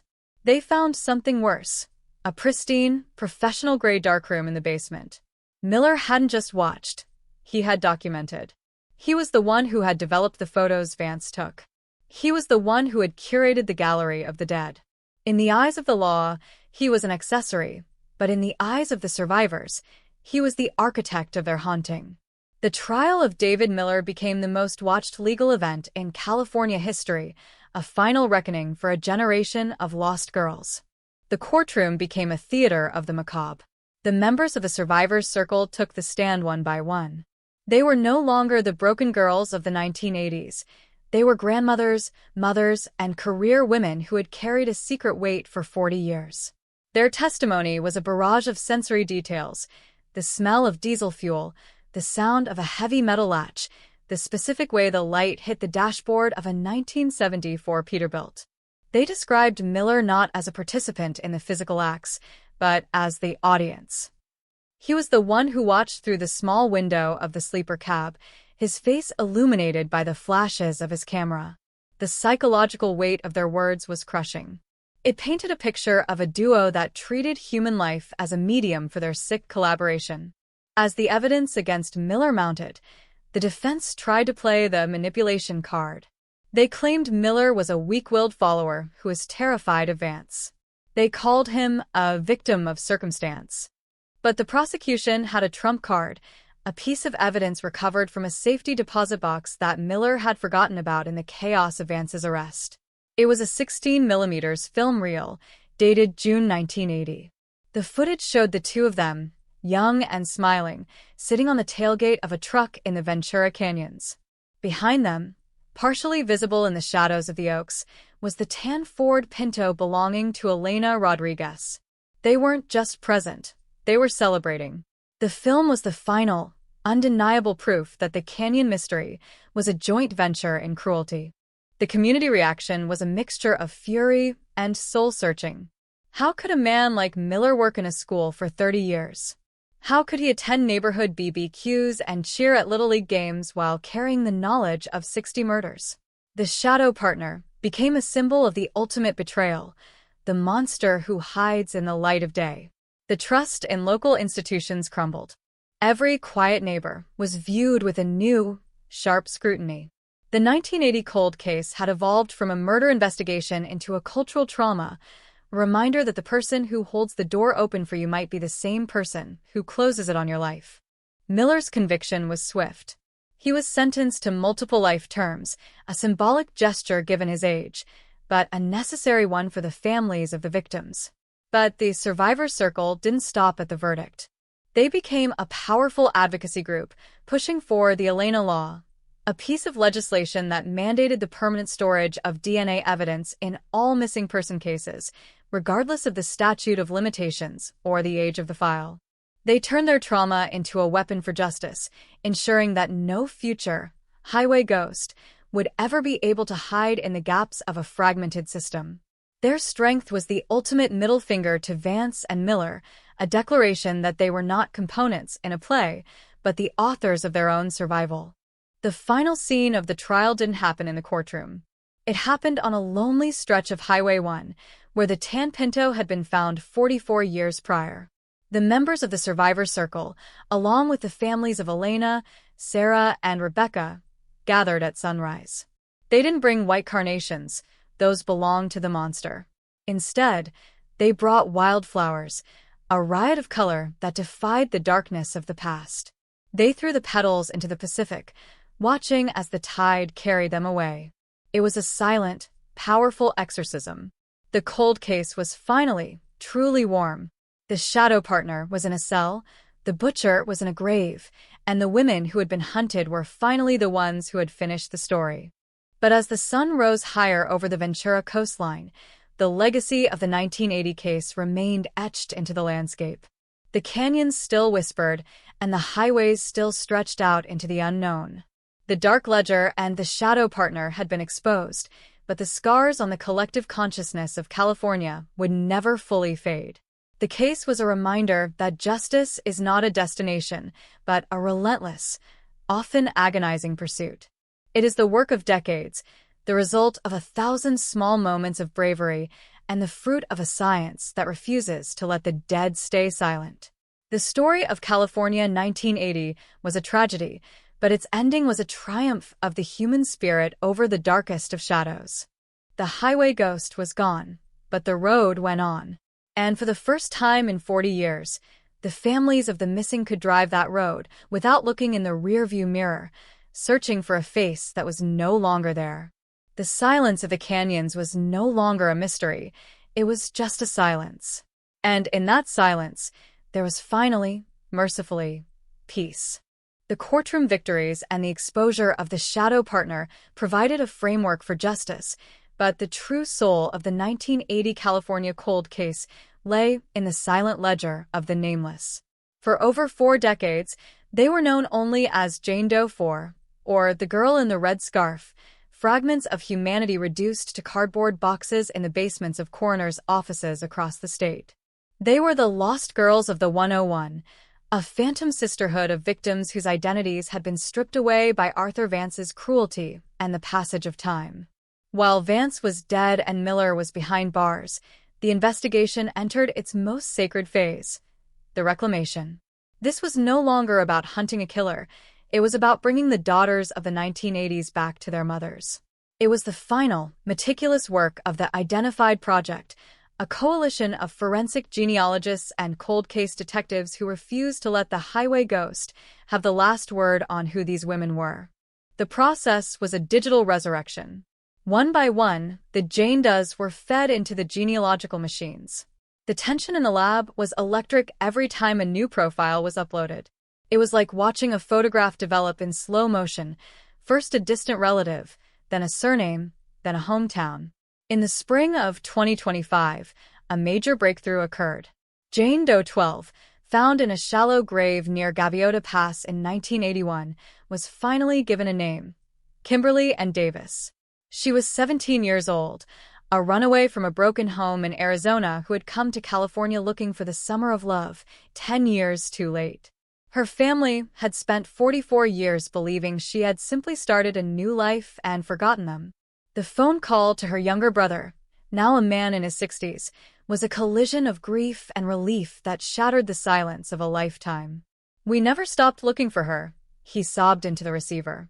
"We just didn't know where the looking was supposed to happen." The stories of the lost girls began to pour out like a flood. Each name was a strike against the darkness Vance had cultivated. There was Denise Carter, a college student from San Jose who disappeared while hitchhiking to a protest. There was Linda Birdie Evans, a young mother who had run out of gas on a lonely stretch of the 101 and made the fatal mistake of accepting a ride from a kindly trucker. These weren't just victims. They were lives of untapped potential, girls who liked disco music, girls who wrote poetry in the margins of their notebooks, girls who had favorite colors and secret crushes. By giving them back their names, the investigators were stripping Vance of his trophies. He hadn't just killed them. He had stolen their history.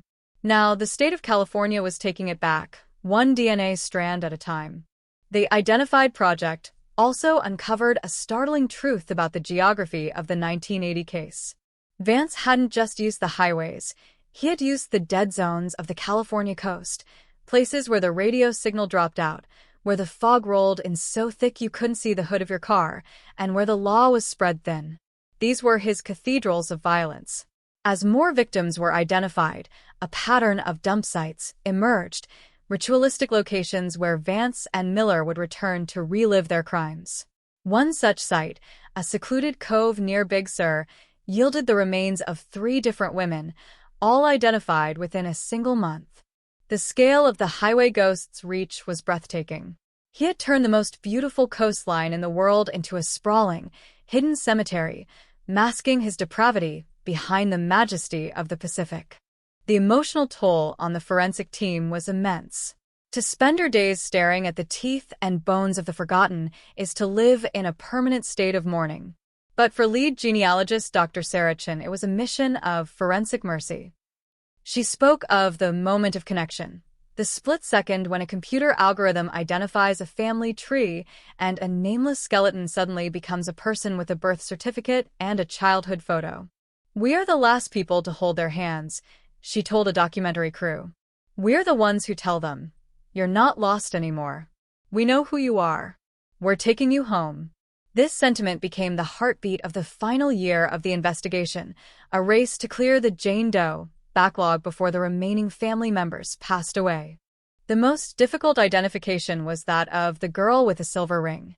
Found in 1983 near the Ventura County line, she had been Vance's most heavily concealed victim.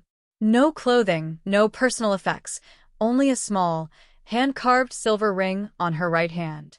For decades, the ring was the only clue. It took a team of international researchers to track the craftsmanship of the ring back to a small village in the mountains of Mexico. From there, the trail led to a family in Los Angeles who had lost their daughter, Elena's best friend, Sophia, in the same week Elena vanished. The 2 girls had been taken together, a detail Vance had never admitted. The canyon mystery was actually a double tragedy, a secret he had kept until his final breath.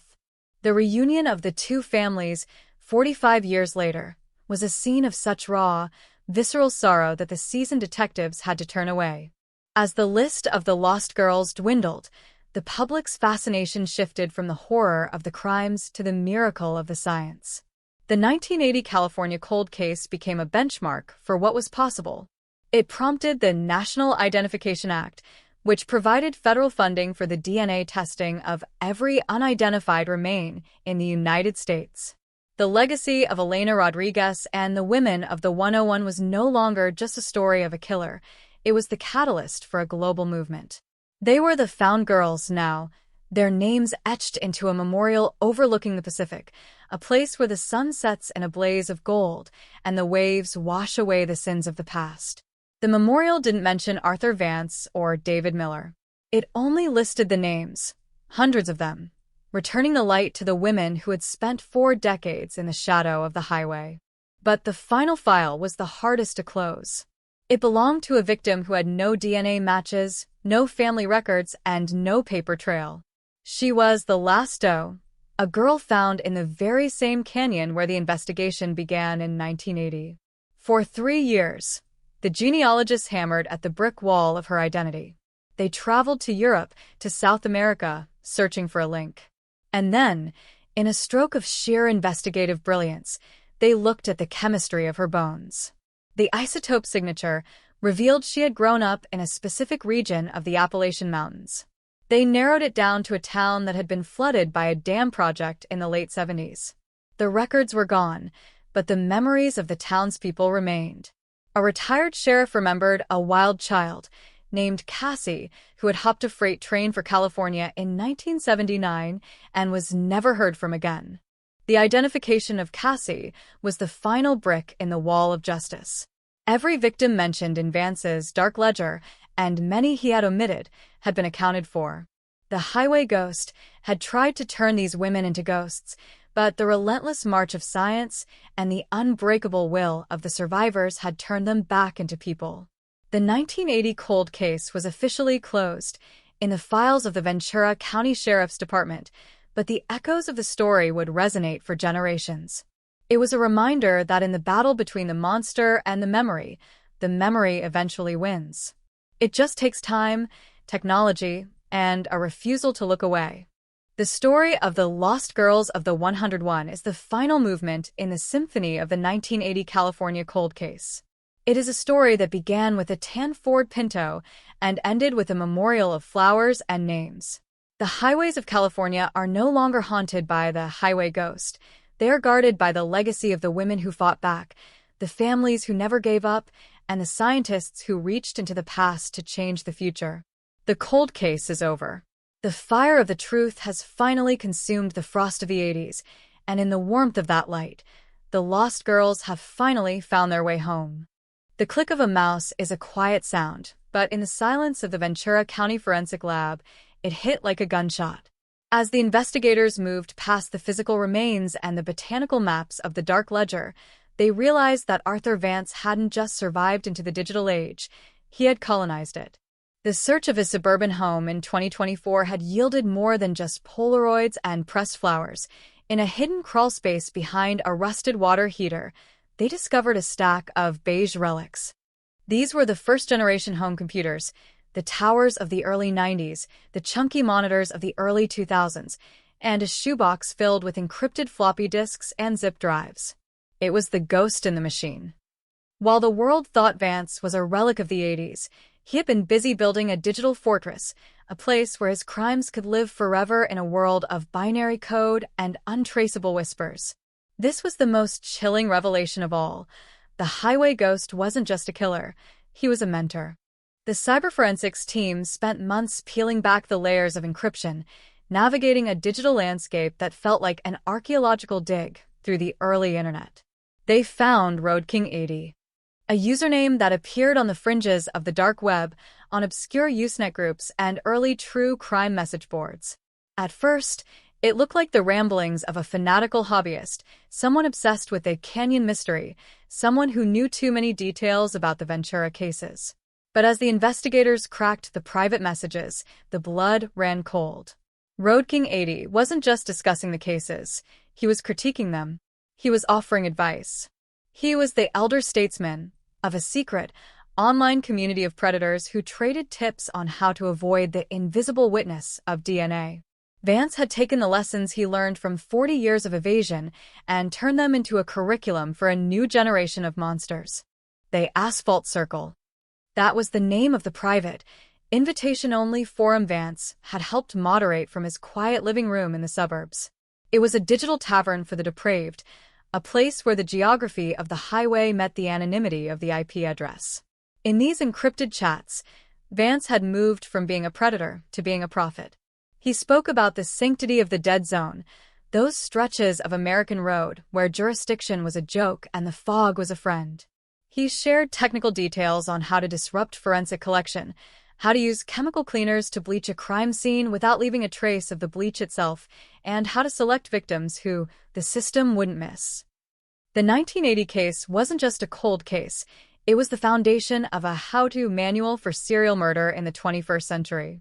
The investigators realized they weren't just looking at one man's crimes. They were looking at a viral infection of evil that had spread across the country via a 56K modem. The scale of the disciples was what truly haunted the task force. As they traced the interactions of Road King 80, they found links to active, unsolved cases in Texas, Florida, and even as far as the United Kingdom.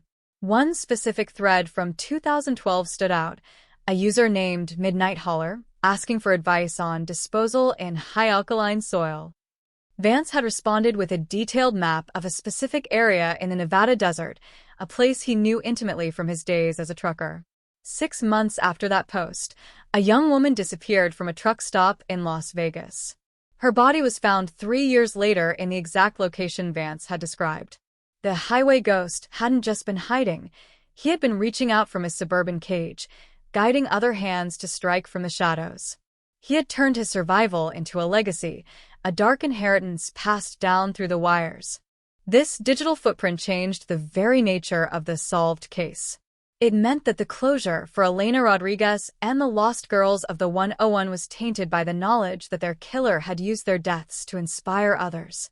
The investigators felt a sense of vertigo. The more they learned, the further the horizon of justice receded.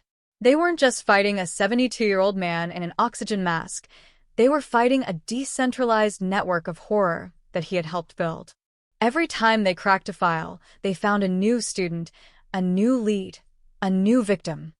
The ghost in the machine was a hydra, and for every head they cut off in the courtroom, 2 more seemed to be lurking in the encrypted depths of the web. The forensics team then discovered the trophy server. It was a remote, cloud-based storage system that Vance had set up using a series of proxies and onion routers. It was his digital museum. Inside were thousands of high-resolution scans of his original Polaroids, categorized by year, location, and quality. But there was something else: audio files. Vance had recorded the sounds of the road. The hum of the engine, the hiss of the air brakes, and the muffled, desperate pleas of the women in the sleeper cab. Listening to these files was like being trapped in the 1974 Peterbilt with him. The audio was grainy, distorted by time and technology, but the terror was crystal clear. It was the ultimate voiceover of a nightmare. Vance would listen to these files while he sat on his porch, watching the neighborhood kids play, a digital predator relishing the analog screams of the past. The discovery of the trophy server led to a frantic, multi-agency crackdown. The FBI, Interpol, and local task forces coordinated a global sweep of the Asphalt Circle's members. It was the largest digital manhunt in the history of the Department of Justice. They were hunting the Vance disciples, the men who had taken the Road King's advice and put it into practice. The 1980 California case had become the patient zero for a nationwide purge of digital predators. In the end, 34 individuals were arrested across 12 states, all linked back to the encrypted whispers of a man who thought he was untouchable. The ghost in the machine had been exorcised, but the data he left behind was a toxic sludge that would take years to clean up. As the digital dust settled, the investigators stood in the server room, the hum of the cooling fans the only sound in the air. They realized that Arthur Vance's greatest crime wasn't the murders themselves, but his attempt to make murder immortal. He had tried to ensure that even after he was gone, the highway ghost would still be driving, still hunting, still haunting the American road. He had used the very technology meant to connect us to tear us apart. But he had made one fatal mistake. He assumed that the digital world was as dark as the canyons of Ventura. He didn't realize that in the world of ones and zeros, every action leaves a trace, every click is a footprint, and every secret eventually finds its way back to the light. The Road King 80 persona was deleted, the servers were seized, and the Asphalt Circle was wiped from the internet. But the memory of what was found there remains a permanent scar on the investigation. It was a reminder that evil is adaptive, that it will use any tool, any platform, any bridge to cross from the past into the present. The 1980 cold case was no longer just a story of then. It was a story of now. It was a warning that the shadows have evolved and that the highway ghost doesn't just drive on asphalt anymore. He drives on fiber optic cables, lurking in the comment sections and the private chats, waiting for the next generation to listen to his voice. The final report on the digital aspect of the case was titled The Binary Butcher. It was a heavy, 1,000-page document that detailed the intersection of old-school violence and new-age technology. It served as a blueprint for future cyberforensic investigations, a textbook on how to hunt the predators of the future by understanding the predators of the past. Elena Rodriguez's name was on the first page, a silent witness to the madness that her death had uncovered. She had become the key that unlocked not just a physical graveyard, but a digital one. Her legacy was no longer just a cold case solved. It was a world made safer because the ghost in the machine had finally been unplugged. As the sun went down over the Ventura coast, the lights of the highway began to flicker on, along, neon ribbons stretching into the darkness. The cars moved in a steady stream, drivers oblivious to the digital war that had been fought in their names. The highway ghost was gone, his voices silenced, his circle broken.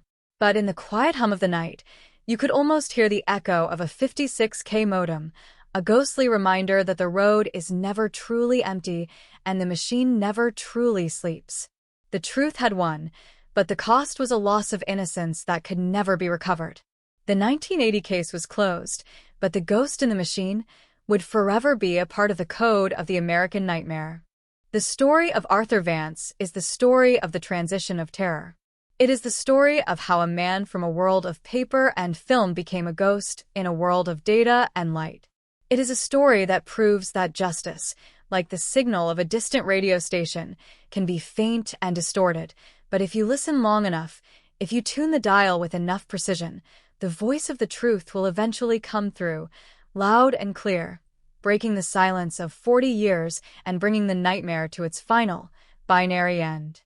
The courtroom records and digital logs tell one story, but there is another story, one whispered in the back booths of roadside diners and written in the margins of unfiled police reports. It is the story of the Vigilante Files. As the 1980 California cold case moved into the 1990s, the official investigation had grown stagnant, paralyzed by a lack of evidence and the limitations of the era. But while the detectives were moving on to newer, warmer cases, a shadow group was forming in the silence. They were the Seekers, a collection of fathers, brothers, and husbands of the disappeared who had grown tired of waiting for a justice that seemed destined never to arrive. They didn't have DNA labs or search warrants. They had CB radios, Polaroid cameras, and a burning, singular obsession to find the man in the tan Pinto. They were an underground network of grief turned into a hunting party, and in the summer of 1994, they came within inches of ending the highway ghost's reign of terror with a shotgun blast on a lonely stretch of I-5. The leader of this group was Elias Rodriguez, Elena's father. A man of few words and hard hands, he had spent a decade turning his garage into a war room. He had mapped every truck stop from San Diego to Seattle. He had interviewed every waitress who remembered a creepy driver from the fall of 1980. By 1992, Elias had identified a pattern that the police had dismissed as coincidental. He noticed that a specific model of freight truck, a blue 1974 Peterbilt with a custom chrome bumper, was present in the background of 3 different missing person photos taken years and miles apart. This wasn't a forensic match, it was a father's intuition. Elias began to coordinate with other families through a series of grief support meetings that were actually tactical briefings. They were hunting a ghost, and they were willing to become ghosts themselves to do it.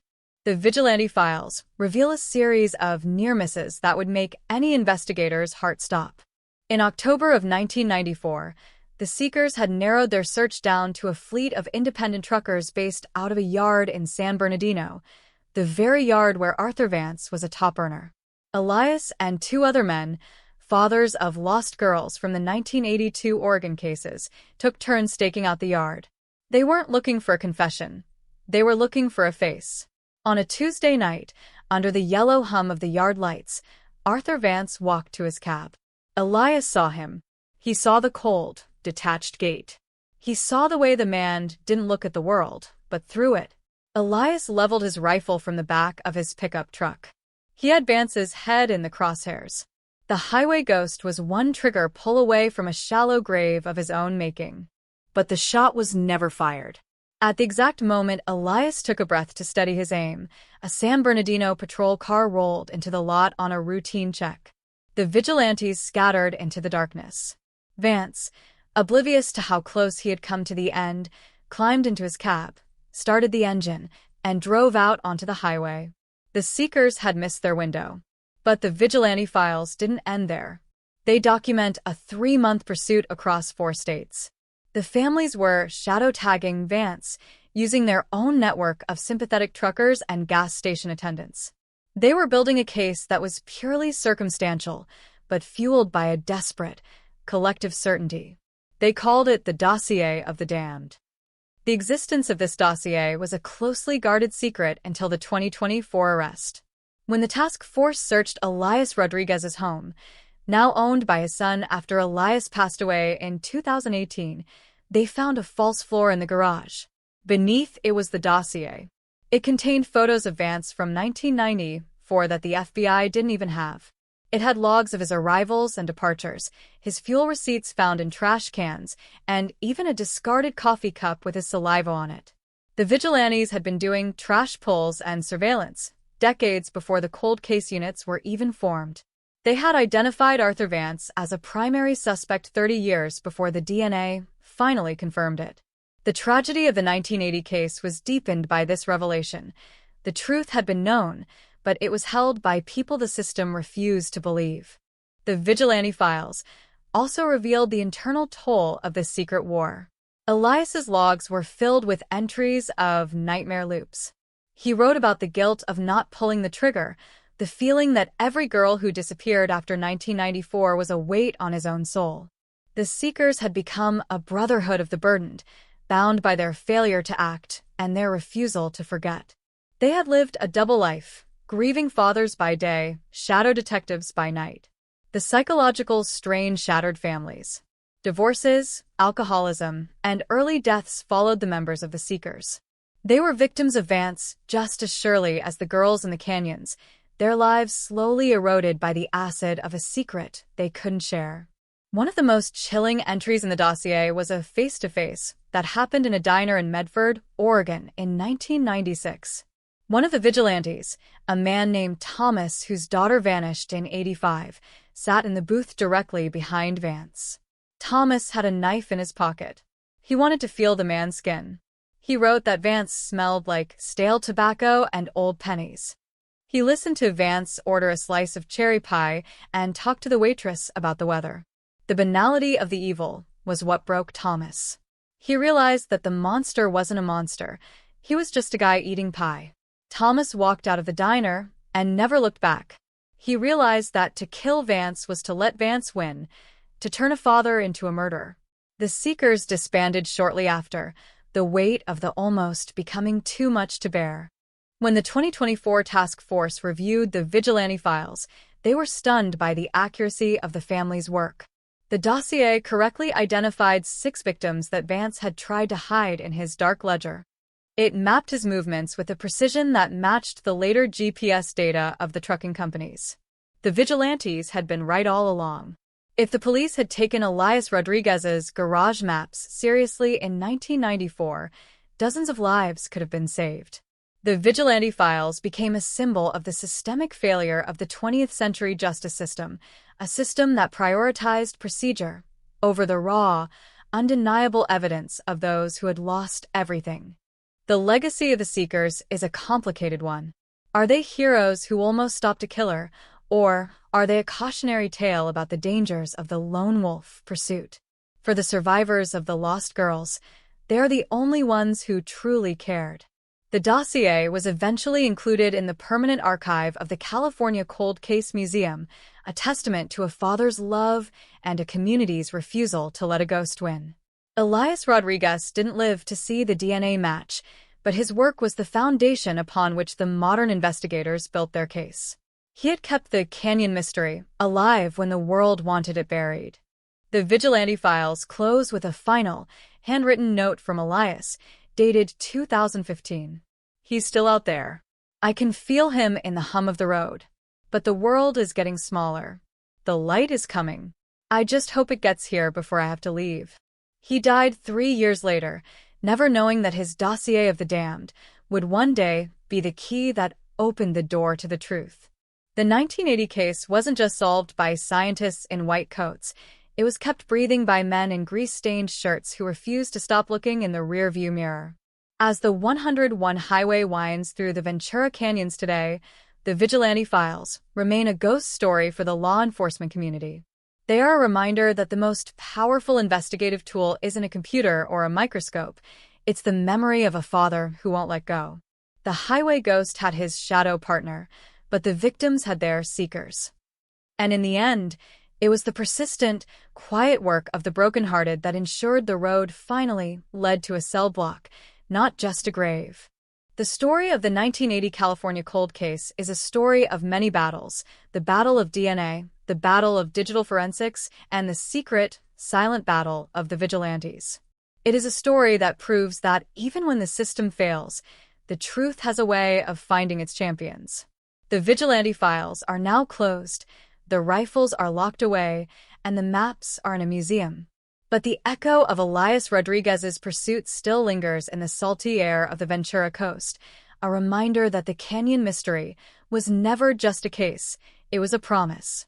The gavel fell with a sound like a bone snapping, and the trial of the century officially descended upon the Ventura County Superior Court. This was the moment the world had been waiting for, the final legal exorcism of the highway ghost. But as the proceedings began, the narrative took a sharp, jagged turn. Arthur Vance was dead, but his shadow, David Miller, stood in the dock, his face a mask of practiced, suburban innocence. The defense team, led by a shark-eyed litigator who specialized in high-stakes forensic challenges, didn't try to deny the existence of the bodies or the dark ledger. Instead, they pivoted to a strategy of the great betrayal. They painted Arthur Vance as a hypnotic, Manson-like figure who had mentally enslaved the weak-willed Miller. They claimed Miller was a captive witness, a man who was present for the horrors, but too terrified to stop them. It was a play for sympathy that turned the courtroom into a psychological battlefield. The prosecution's case was a mountain of forensic data, but the defense had a target: the DNA. They argued that while Vance's genetic material was everywhere, Miller's was conspicuously absent from the primary kill zones. They claimed the shadow partner was merely a documentarian, a man whose only crime was a failure of courage. The media headlines were a frenzy of debate: accomplice or victim? The janitor's secret. Can you judge a man for his silence? For 3 weeks, the trial was a stalemate of expert witnesses and grainy surveillance footage. The families in the gallery sat in a state of vibrating fury, watching the man who had helped erase their daughters play the part of a misunderstood bystander. It seemed as though the shadow partner might actually walk free on a technicality of intent. But then, the prosecution called a surprise witness, a name that wasn't on any public roster, a person whose identity had been guarded by the state like a nuclear secret. When the door to the courtroom opened, a hush fell that was so deep you could hear the hum of the air conditioning. A woman in her mid-60s, elegant but with eyes that seemed to have seen the end of the world, walked to the stand. She didn't look at the cameras. She didn't look at the gallery. She looked directly at David Miller. Her name was Evelyn Vance, Arthur Vance's sister. The testimony that followed was a lightning strike that charred the defense's strategy to ash. Evelyn hadn't spoken to her brother in 30 years, but she had kept a secret that went back to their childhood in the floral shops of the 1960s. She spoke of a third child in their games, David Miller. She described how, even as teenagers, the roles were reversed. It wasn't Arthur who led, it was David. Arthur was the muscle, the hands, she whispered, her voice cracking over the microphone. But David was the imagination. He was the one who designed the games. He was the one who brought home the first white carnation. The revelation was a seismic shift. The shadow partner wasn't the follower. He was the architect. He was the director of the play, and Arthur Vance had been his most devoted actor. Evelyn produced a series of childhood journals, hidden for half a century, filled with Miller's handwriting. They weren't just the musings of a boy. They were blueprints for abduction. He had been profiling victims since he was 12 years old. He had mapped out the Ventura Canyons long before the first tan Pinto ever drove into them. The jury watched in stunned silence as the image of the kindly janitor dissolved, replaced by the reality of a calculating, cold-blooded mastermind who used a more violent man as his instrument. The defense's hypnosis theory didn't just collapse, it inverted. The trial was no longer about a man who failed to stop a killer, it was about a man who created one. The tension reached a breaking point during the cross-examination. Miller, losing his cool for the first time, leaned forward and hissed a single sentence at Evelyn that wasn't picked up by the court reporter but was seen by everyone in the first 3 rows. His face contorted into a snarl of pure, ancient malice. The mask finally slipped. In that second, the jury didn't see a grandfather. They saw the creature that had watched through the sleeper cab window while Elena Rodriguez took her last breath. The air in the room turned cold. The trial of the century had found its villain, and he was far more terrifying than the man who had already died. The final blow came from the digital trophy room, discovered in Part 7. The prosecution played an audio clip that had been decrypted only days before. It wasn't a recording of a victim. It was a recording of Miller and Vance in the truck, dated 1980. In the recording, Vance sounds hesitant, almost nauseous. It is Miller's voice, calm, melodic, and chillingly authoritative, that guides him through the process. "Focus on the flower, Artie," Miller's voice crooned through the courtroom speakers. "Make it beautiful, like we practiced." The recording was the smoking gun of the soul. It proved premeditation, coordination, and a level of sadism that bypassed the physical and entered the spiritual. The closing arguments were a funeral oration for the lost girls. The prosecutor didn't use charts or maps. He simply read the names of the 60 confirmed victims, pausing after each one. Each silence was a heartbeat. Each silence was an indictment. He pointed at Miller and called him the janitor of death, the man who cleaned up the evidence but kept the memories like a hoarder. The jury deliberated for less than 4 hours. The verdict was a rhythmic guilty that echoed 60 times through the chamber. Miller was sentenced to life without the possibility of parole, plus 300 years. As he was led away in chains, he didn't look back. He had no more shadows to hide in. The aftermath of the trial was a period of collective exhaustion. The 1980 cold case was legally, forensically, and now judicially closed. But the surprise witness, Evelyn Vance, became a symbol of a different kind of courage, the courage to break a blood bond to serve the truth. She disappeared back into anonymity, but her testimony had ensured that the shadow partner would never see the sun again. The families of the victims gathered outside the courthouse for the last time. They didn't speak to the press. They just held each other. The canyon mystery had been a part of their lives for so long that its absence felt like a phantom limb. They were finally free of the hunt, but they were left with the quiet, heavy reality of the loss. As the sunset hit the Ventura courthouse, the building looked like it was made of gold and blood.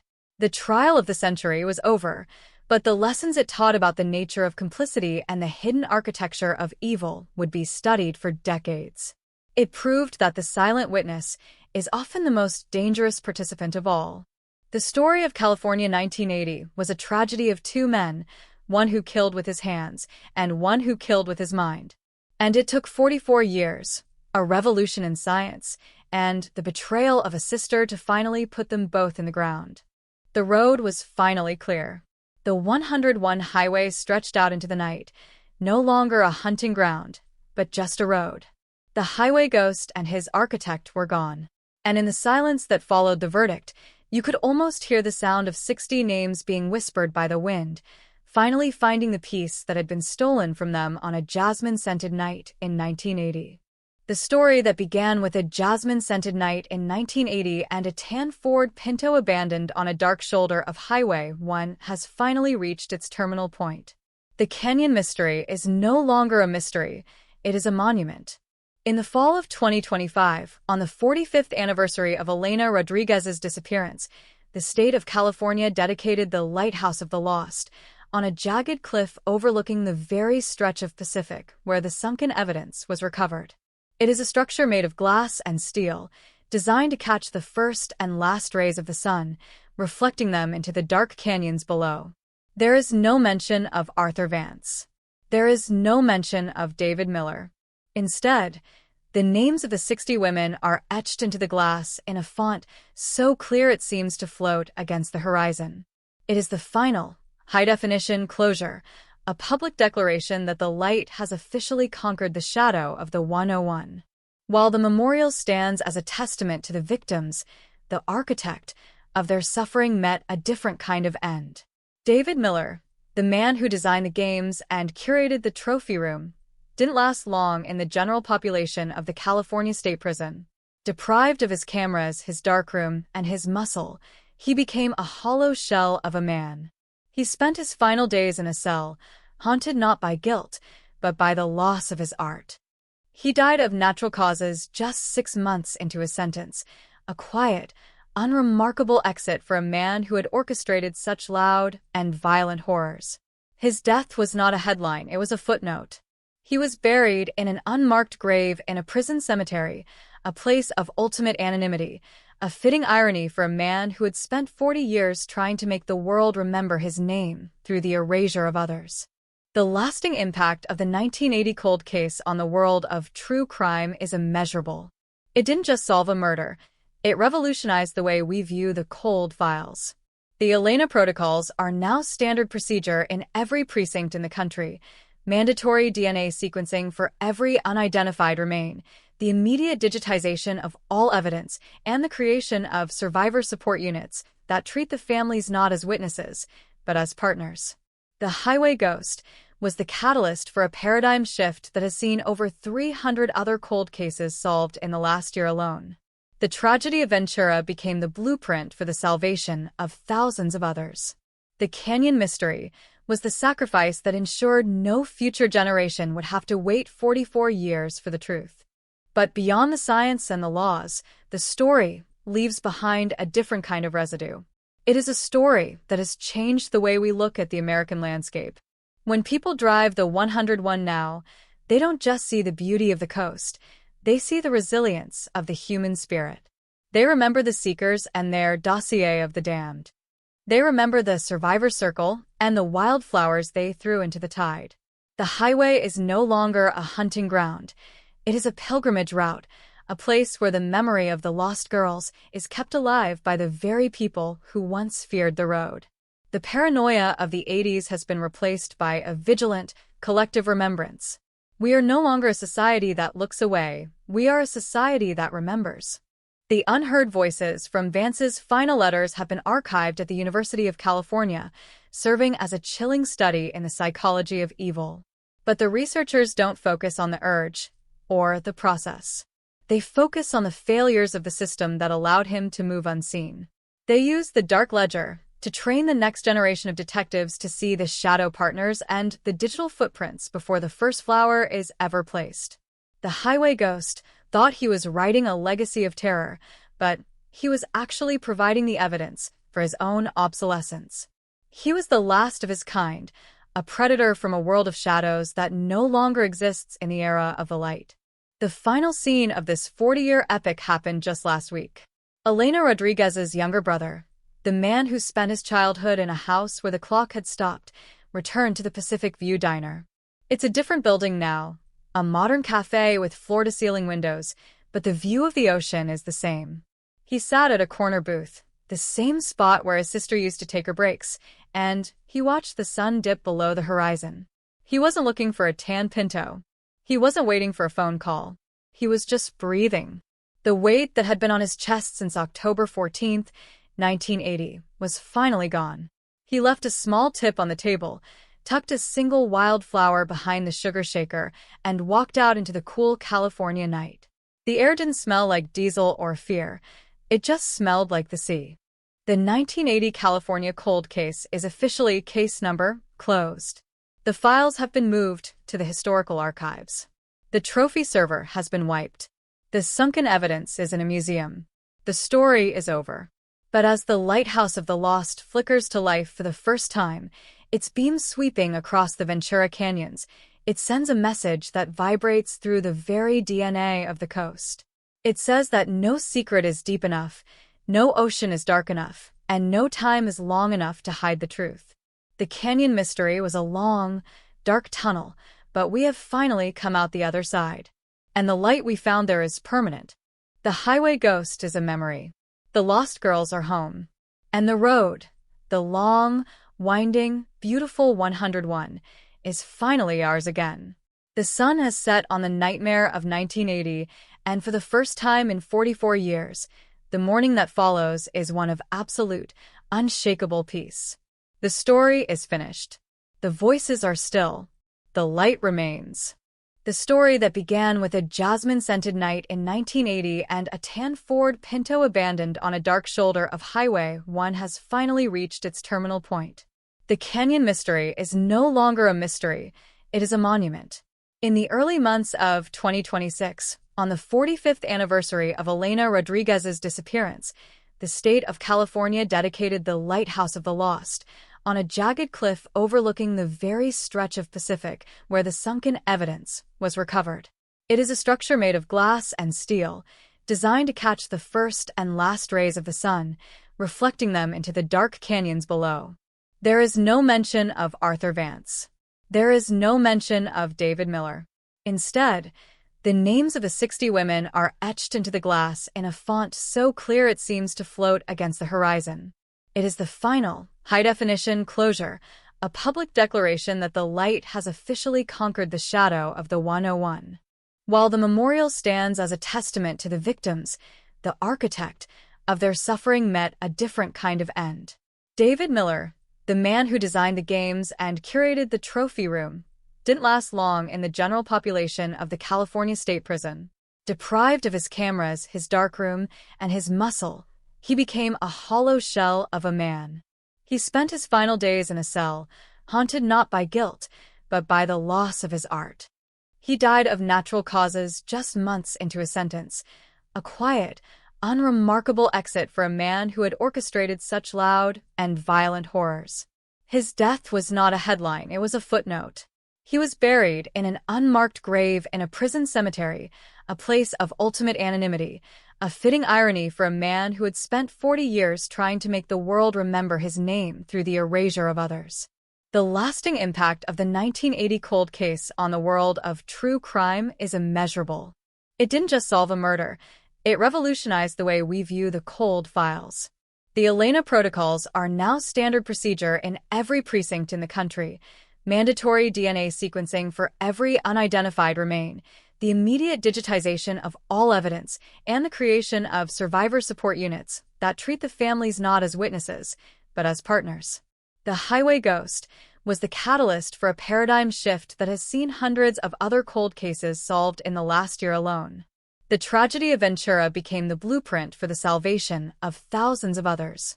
The canyon mystery was the sacrifice that ensured no future generation would have to wait 44 years for the truth. But beyond the science and the laws, the story leaves behind a different kind of residue. It is a story that has changed the way we look at the American landscape.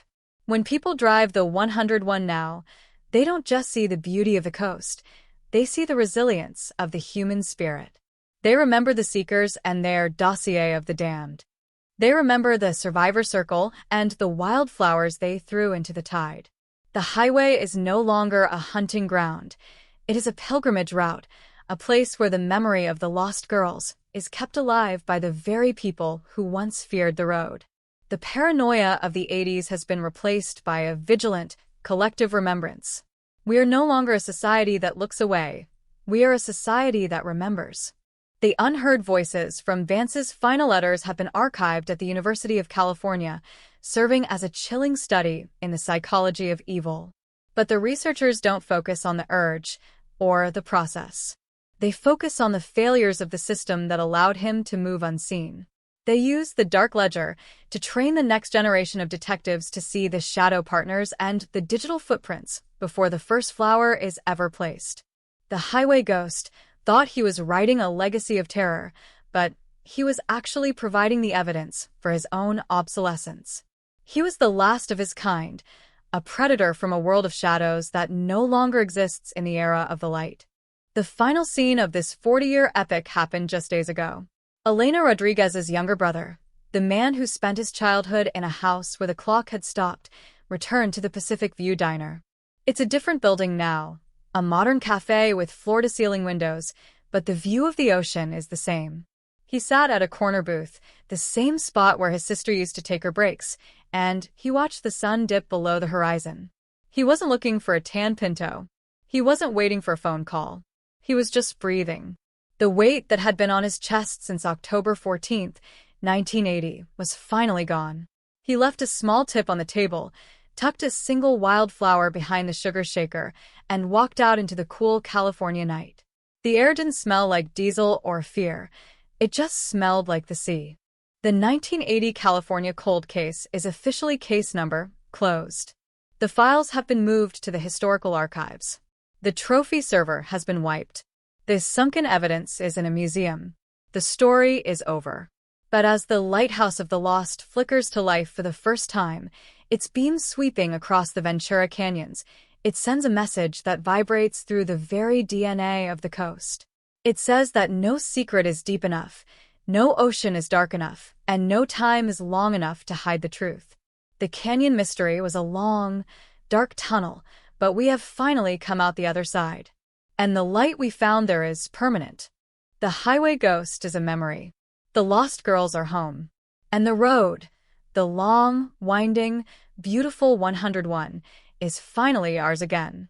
The sun has set on the nightmare of 1980, and for the first time in 44 years, the morning that follows is one of absolute, unshakable peace. The story is finished. The voices are still. The light remains.